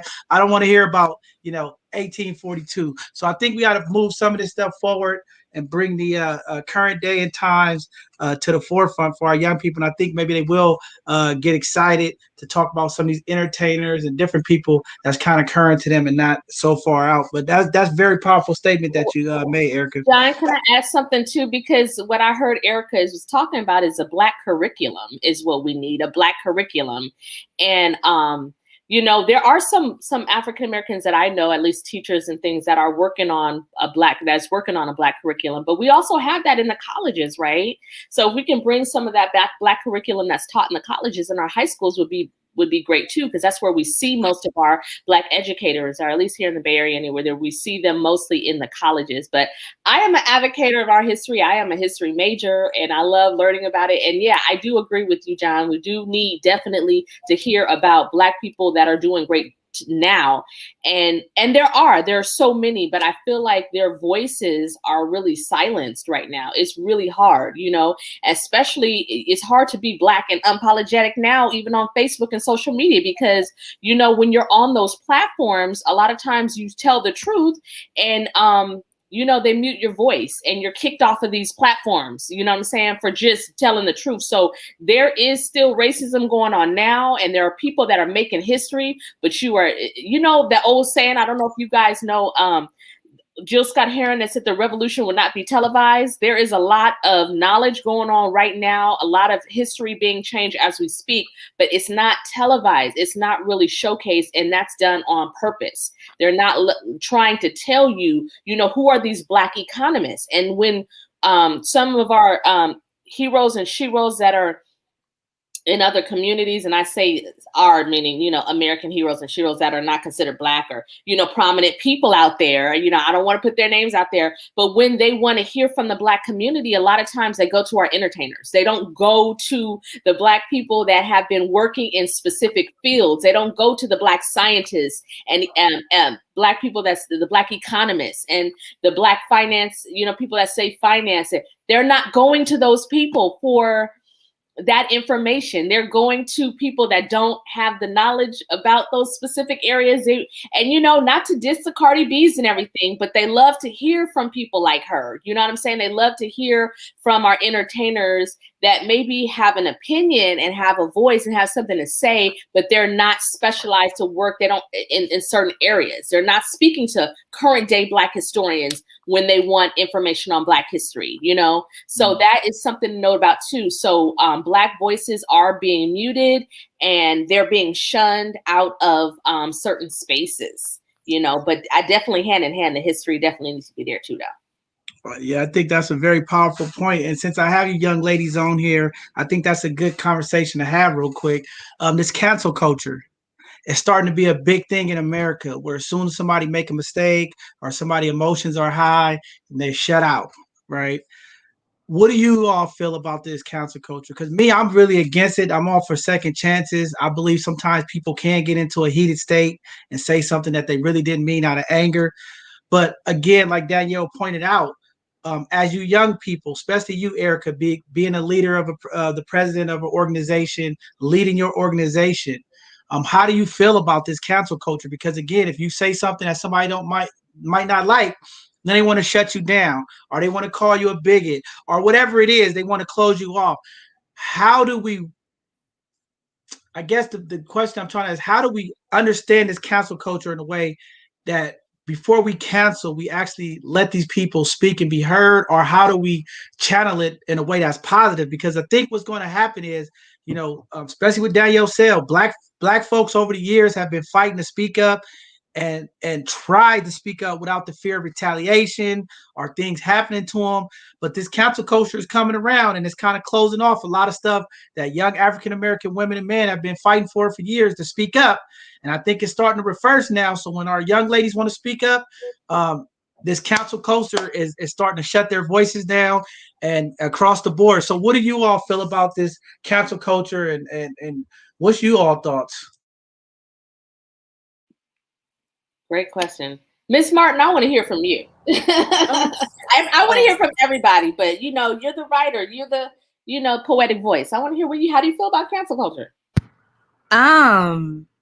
I feel like it's a direct reflection of the society that we live in and the people that exist within that society. Yeah. I don't really know how I feel about, like, I know how I feel about it, but like, it's just, that's what it is. That's how we live. That's how, you know what I'm saying? Like, if we take it off of social media and put it in the street, if I hear somebody saying something that's not what I agree with, or that's right, like, what's the first thing that's gonna pop in my head? Like, I'm gonna like cancel them out. I'm not gonna try to hear them out. I'm not gonna try to be like, oh well, what's your point of view? Where did we come from? So where did that point of view come from, you know? And I feel like just as a society, like, we don't know how to have hard conversations and listen to each other or try to see things from a different perspective. So that's why I think the cancel culture on social media and how it plays into everyday society, we're a direct reflection of it. So when we grow as people, then maybe cancel culture won't be as prevalent of a thing, because instead of instantly canceling you out, I want to hear what you have to say. I want to hear where this came from. You know what I'm saying? What community, background, everything, like, all of that comes into play. But I think how we think as human beings right now is, if I don't agree with it and if I think it's wrong, then you're canceled. And that's it. Yeah, that's a powerful way to think of it. We definitely have to think about it, especially for our ladies out there, you know, with the Me Too movement, people speaking up about harassment, different things. If we don't allow these women to speak and tell their truth, it's going to be a lot more things happening in our community that's going to go unseen, unheard. And I don't think we want that to happen. But the way this cancel culture is going, it's going to take away a lot of our people's voices. And I'm just worried about it. But anybody else want to speak to that, Erika or Monique?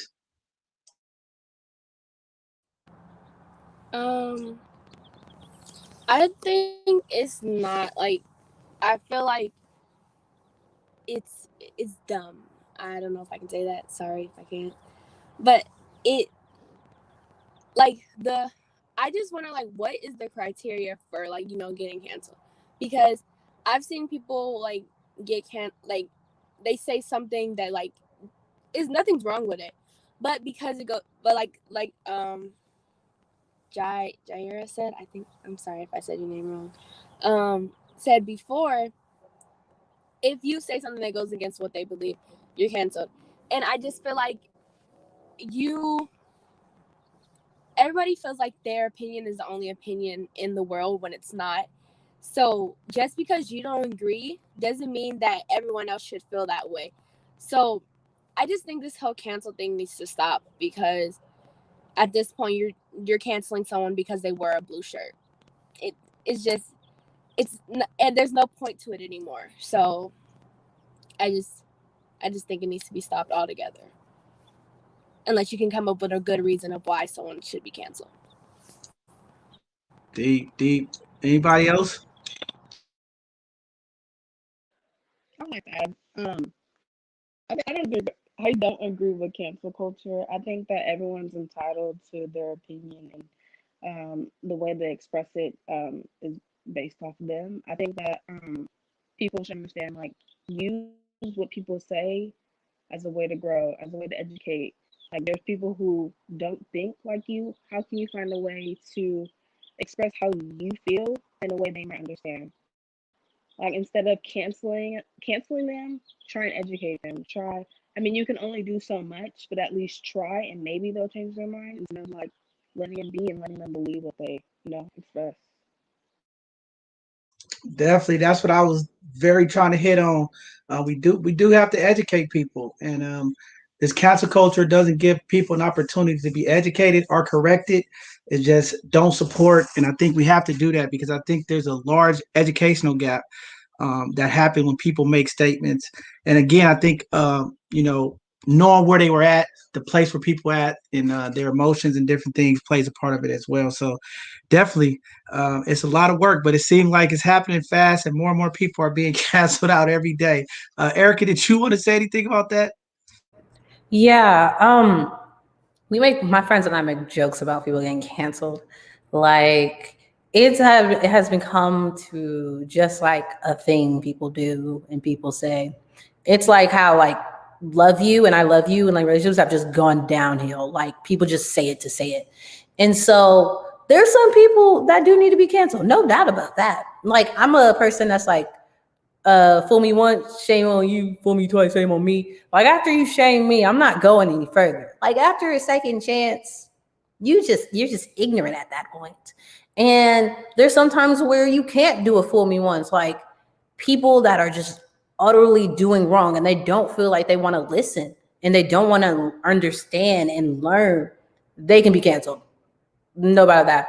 Like I'm just saying, yes, we're humans. We all are entitled to our opinions. And so I truly don't care. I just ignore the ignorant people because I don't feel like fueling myself and losing my breath of time and air, which we have limited of, to tell someone and cancel them because they're ignorant and they just need to be in their own stuff. We're America. We have free speech. But you always notice how free speech is always used when people say something really, really negative and really, really ignorant. I had to just say that. But this cancel culture has not been able for students and people to really explain where they were at that moment. And so I'm just saying this whole cancel culture is just, it's stupid. It's really just stupid.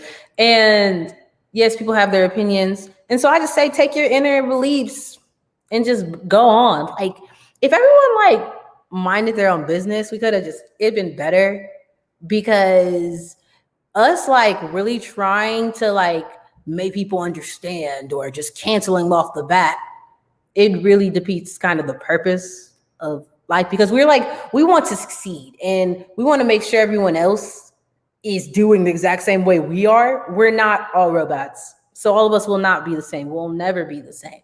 And so my whole thing is, I guess from my dad's side, I just like mind your own business and go on your day and make sure that you are succeeding, and listen to one person or another at time to time.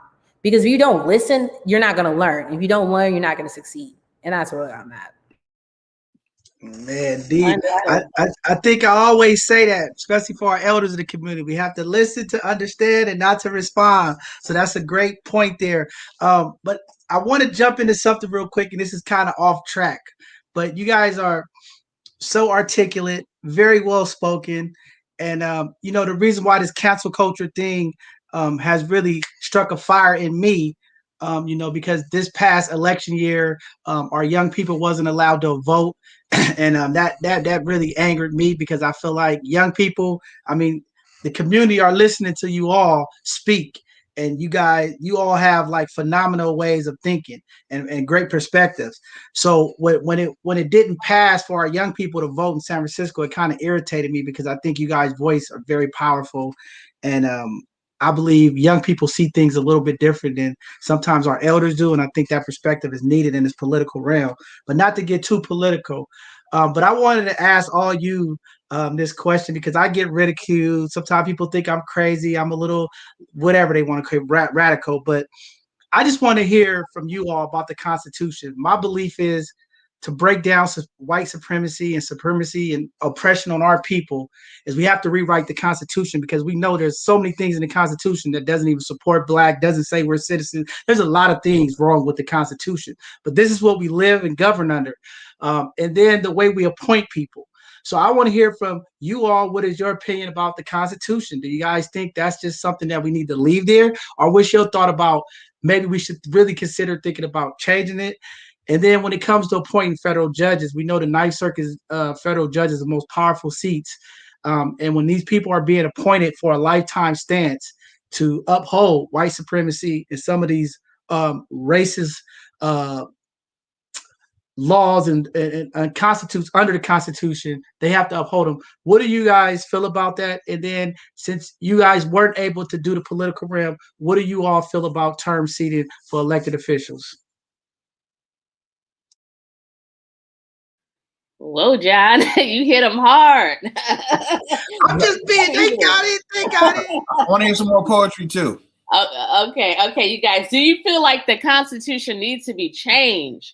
And how do you feel about the Supreme Court upholding certain laws that are not in favor of us? Am I quoting you right, John? Yes, and them being appointed for lifetime seats. What do you all feel about that?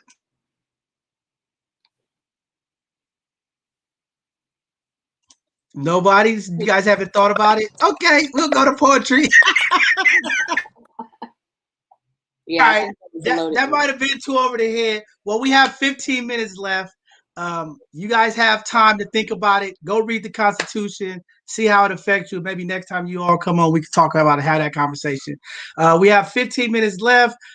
So Javier, you want to go ahead and jump into the poetry, or what do you want to do? Yeah, I don't know. Do they have more poems or what? I think so, but I want to check in with y'all. I know Jai definitely does. Erika, I wanted to hear that poem you wrote for if it's okay for Grams. Annette, I know y'all got poetry, and Amani, I hope you found your poem. I just want to hear another round of y'all real quick, if that's cool. Y'all okay with that? All right, I see a couple of head nods. All right, well, let's get ready for a second round of If I Schooled the World spoken words. Who want to go first? I can go first. Okay. I was taught miracles, not misery.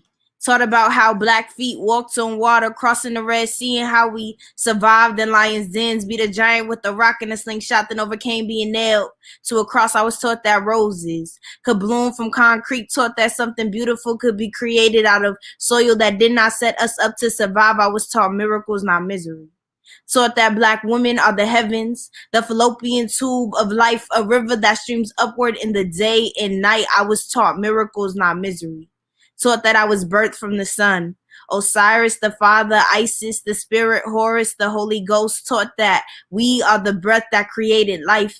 Melanin runs through all our veins. We studied the stars with our naked eyes. I was taught miracles, not misery. Taught that the birth of this world is what we symbolize. Taught to sharpen my ears and tune my eyes, and taught to know what I see and understand what I hear. I was taught miracles, not misery. Taught that what don't work, and to never let my circumstances dictate my behavior. I was taught miracles, not misery. Miracles, not misery. Taught to think, because everything I need is already inside of me. And even though society has taught me different, I was taught miracles, not misery. And now I open my eyes to see. Let's go. Let's go. I like that. I got to open my eyes and see. Let's go. Who next? Erika, you ready with your poem?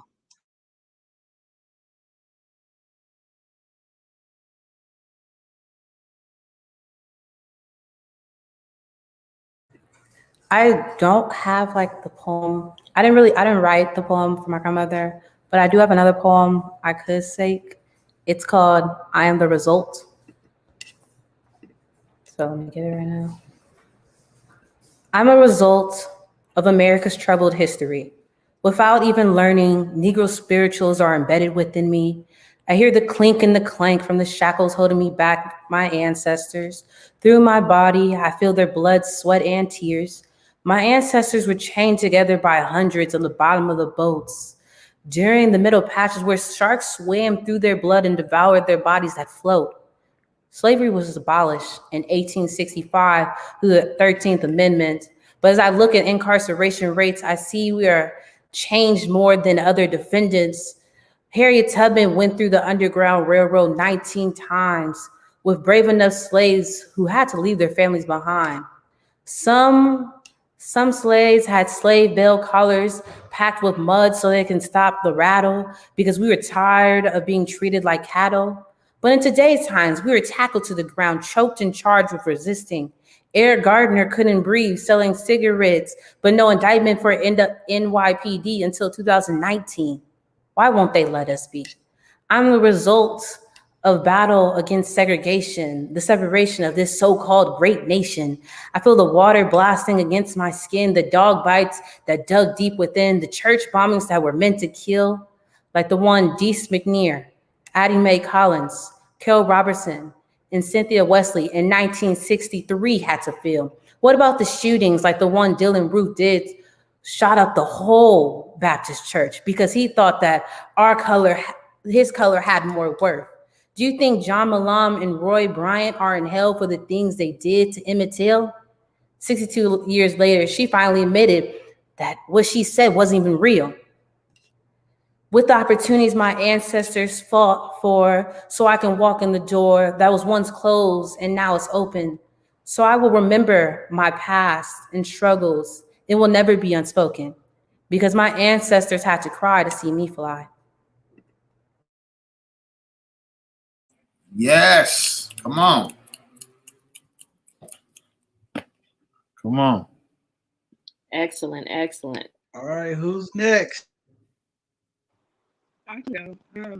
This is my writing I submitted for a few of my colleges. So, starts off. Life, liberty, and the pursuit of happiness. For a nation built upon the words of freedom and happiness for all.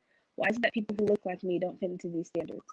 If I had to describe who I am in the simplest form, I would say I am a young Black woman that strives to express passion, motivation, and Black excellence. A young Black woman who wants to make a change and be successful.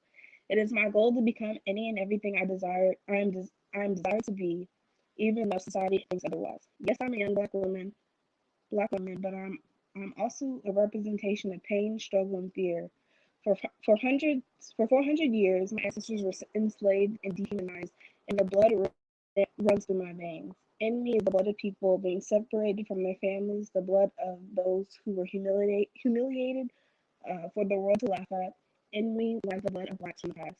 I fear losing my life. I fear standing to bear a gun. I fear that one day I'll be on this earth and the next moment I'll be gone. Gone without having the chance to live my life and reach my full potential. I fear that in the future things will not change because I live in a society where the color of my skin, Black skin, is seen as a weapon or less than. I am a Black individual. I have to work 10 times harder to make sure that what I say is recognized and I'm seen not only as a person but someone who has knowledge of color. In the Black community, there's a struggle with being successful. We lack resources and guidance and are trapped in the stereotypes society has forced upon us. Blacks are not supposed to hold high position, not supposed to be bosses, or not supposed to be the president of the United States. Society claims we are not qualified to hold these positions due to the color of our skin. The things we say we cannot do empowers me to do everything in my ability to break the barriers placed upon the image of Black. In today's time, the media is constantly showing news about deaths of Black individuals, especially those killed by police officers. Some are killed for no reason, like sitting in their living rooms eating ice cream and watching TV, showing no possible threat. Some are killed in situations that could have been avoided. With these deaths comes pain, not because you know the individual personally, but because you live in a country where people are afraid of individuals that look like you and use a reason to pull a trigger and kill. Blacks are labeled as a threat, and it has been this way for over 400 years. The pain that these situations empower me to be, the pain that these situations bring empower me to be an advocate for change. When I identify myself, it runs deeper than my name, my favorite color, or what I like to do. I'm also what I experience, the things I see in generations of cultures from the past. I am change and I am future. I will work as hard as I can to break generational curses on those who look like me. Come on. No wonder why you're getting the If I schooled the world.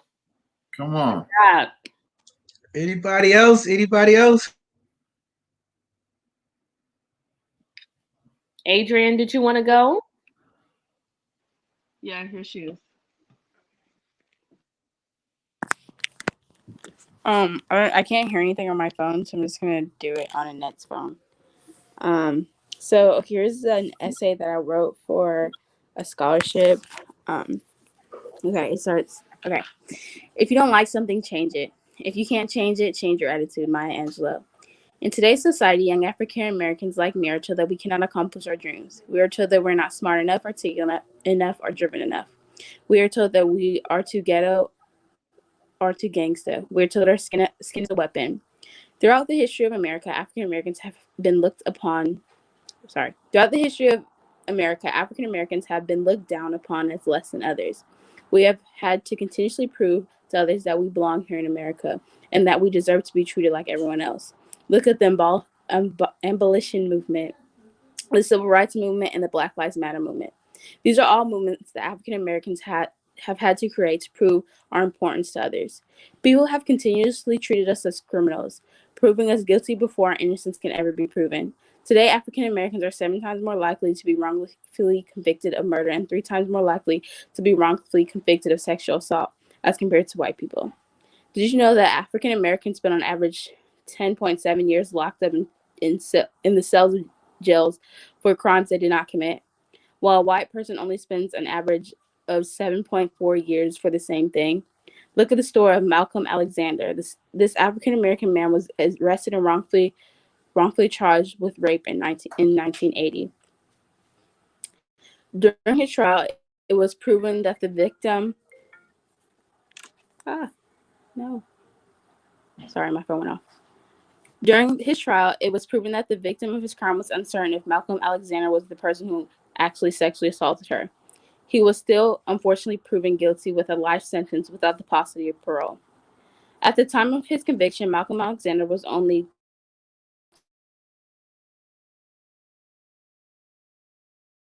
Uh-oh, we lost you, Annette. Are you still there? We might have lost There it. she goes. There she goes. All right. At the time of his conviction, Malcolm Alexander was only 21 years old and the father of a 2-year-old child. After spending 38 years in jail, Malcolm Alexander's innocence was finally proven and he was able to walk free.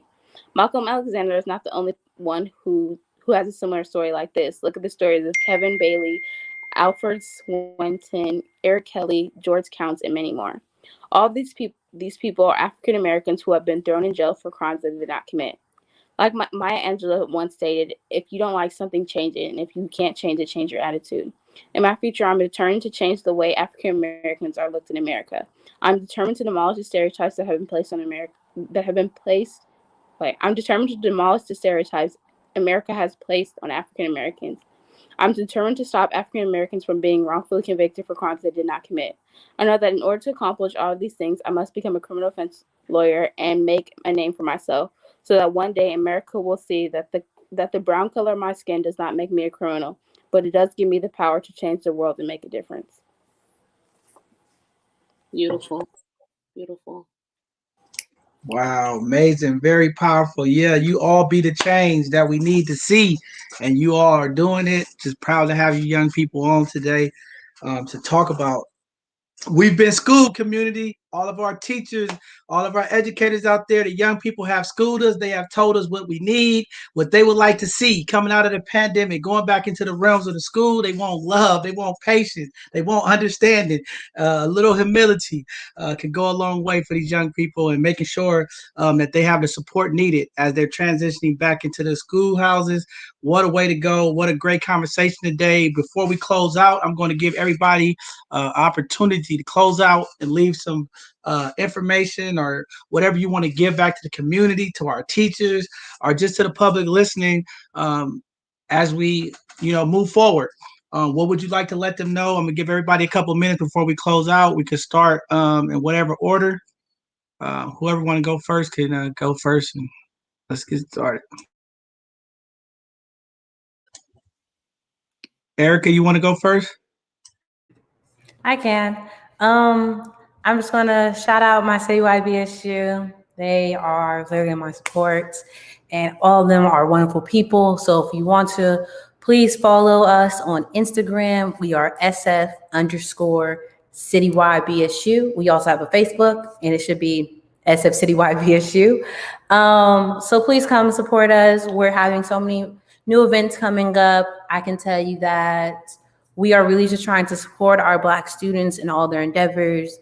And so with everyone's help, we can also have our own We have our own GoFundMe. I have to actually find the link for that, but I will put it in the comments so people can see it. But just really to support us. I would like to thank both sides conversation for having me. I had a great time today.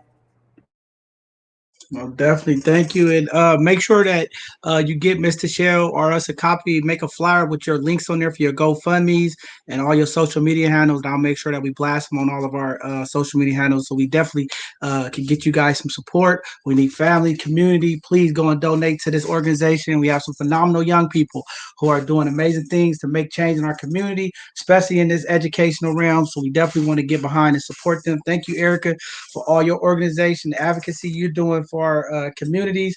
And I know sometimes it's a challenge you being in a different school setup, but just appreciate your courageous efforts and continue to unite our communities and our young people. And that's what we need: leadership. Demonstrating what is possibility. Are for our young people, and that's what you're doing it by doing the work. So we appreciate that. All right, I think you just put it in there. I'll copy and get it up there. All right, the next person want to go ahead. Thank you for having me today. I'll shout out my Instagram at Poetry for Pac, the number 4 Pac. I'm a spoken word artist. If anybody wants to write some poetry together, just have deep conversations, that's what I'm about. So thank you.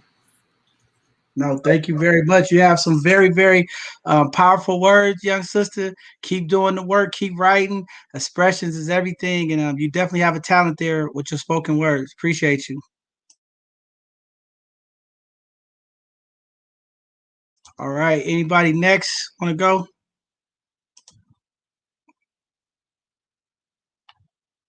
I just want to say thank you for allowing me to be here and speak what I gotta say. Cool, cool. Danielle, you want to say anything? Did all of the youth get to say something? Adrian, did you want to go? Just thank you for allowing me to speak and share my writing. Okay.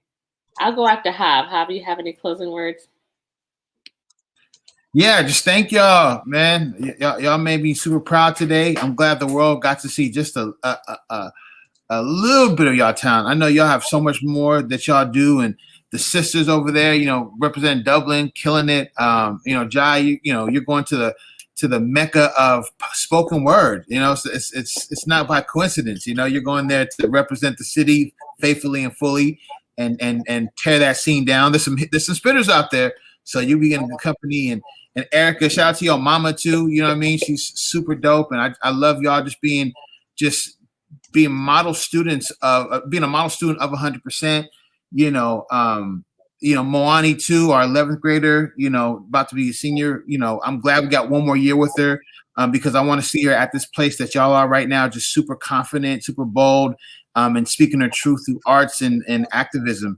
And I'm just proud of the team. You know what I mean? And shout out to 100%, Tichelle, everybody, Deontay, Shakia, the whole squad. And thank y'all for just believing in y'all to get y'all to this point so we can just honor y'all. Facts. Just want to say thank you all. Again, our young people are very important. To all the people that do work with our young people, understand and listen. This is what it's about, having these conversations. Moving forward, we're going to have a lot more conversations that's going to impact our youth. We're putting some stuff together. We want to get these young ladies and other youth. We're going to be having some conversation with our San Francisco Police Department upcoming here in the future. And we want to make sure that we get their voices heard when it comes to interacting with our police in the community. So looking forward to reaching out to a lot of you young people and having that conversation and a lot of other much needed conversations that impact our youth. We're just going to keep pushing this thing along as everybody come back from our both sides of the conversation. Our team's been on vacation. A lot of things are going to be coming up as people start coming back, and we're going to start rolling out some of these different programming. And definitely Javier is going to have a nice spot with a bunch of our youth with our poetry session coming up. I think this healing poetry thing is going to be something phenomenal, especially to have the young people as well as some of the elders in the community to come come to work together and put on some of these different talents that they all have when it comes to the spoken word. I think it's going to be a dope thing that's going to be coming up. This Tuesday, we have another segment of our Hidden Gem segment. We got some phenomenal hidden gems going to be coming on this Tuesday, and then we'll follow that up with Thursday, like we do every Thursday with our Educational Thursday segment. Should be very, very powerful. And then this following Sunday coming up, we're starting a 3-part series that's going on. We're talking about inclusion, diversity, and equity. So we have a couple of spots still open. If you're a person that want to be involved with this conversation, we're going to be talking about equity in our schools, equity in our employment, equity in our communities. We're going to be talking about this diversity thing, this inclusion thing, this equality thing. A lot of people with these different backgrounds in HR, different people are informing their companies and organizations about this equity. So this is going to be some powerful, powerful conversations. I know we have Dr. Flowers from SF State coming on to help facilitate one of those conversations. We definitely have some other openings. If you would like to be a panelist for these upcoming conversations, please go to our website at www.bothsidesoftheconversation.org and sign up. We would love to have you on. I think this is going to be a very important conversation to have as we're moving out of this pandemic, as people in the community are starting to retool themselves and get ready for employment opportunities and schooling. This conversation around equity and inclusion is going to be very, very important. And just talking about some of the financial justice that is needed in our community that's impacting us with this wealth gap. It's going to be some powerful conversations. So looking forward to that. With that being said, we're going to go ahead and get ready to go ahead. Yeah, I want to put it out there, everybody. So as some of you guys know, I'm a Black educator. I'm going to put my information here so we can get it out there. TompkinsD@sfusd.edu. If you want to get a response from a Black educator, I've been in education for 20 years, and I'm going to hook you up to whatever your Black child needs to succeed, the resources that they need. You can contact me and I can get you to it. I was a part of the BSU when I was in high school, and I had a goal, and I said, when I get older, I'm going to be an advisor and get on these boards. And that's exactly what I did. So, definitely a resource to Black families. If you want to reach out to me, I can hook you up with, getting informations and resources and networks, and you kids as well. I do want to see some young men up here though. I didn't see our brothers up here today. I know we had a problem with that, but we need to see more of our Black brothers involved as well. So don't forget to support them. And you guys are ladies are lovely once again, and I hope to look forward to working with you again. Definitely. Thank you, Danielle. So yeah, with that being said, we're going to go ahead and end today's segment of our Sunday conversation. Our young people schooled us community. They gave us all the information that we need. Our educators out there, please listen to these young people. Be the change, make the change. Let's make this transition back into our school a successful one for our young people, because they have the tools and the information that's needed to make the change, and we support them. So thank you guys for tuning in. We will see you this Tuesday for another segment of our Hidden Gems. Have a blessed evening, everybody. Bye, guys.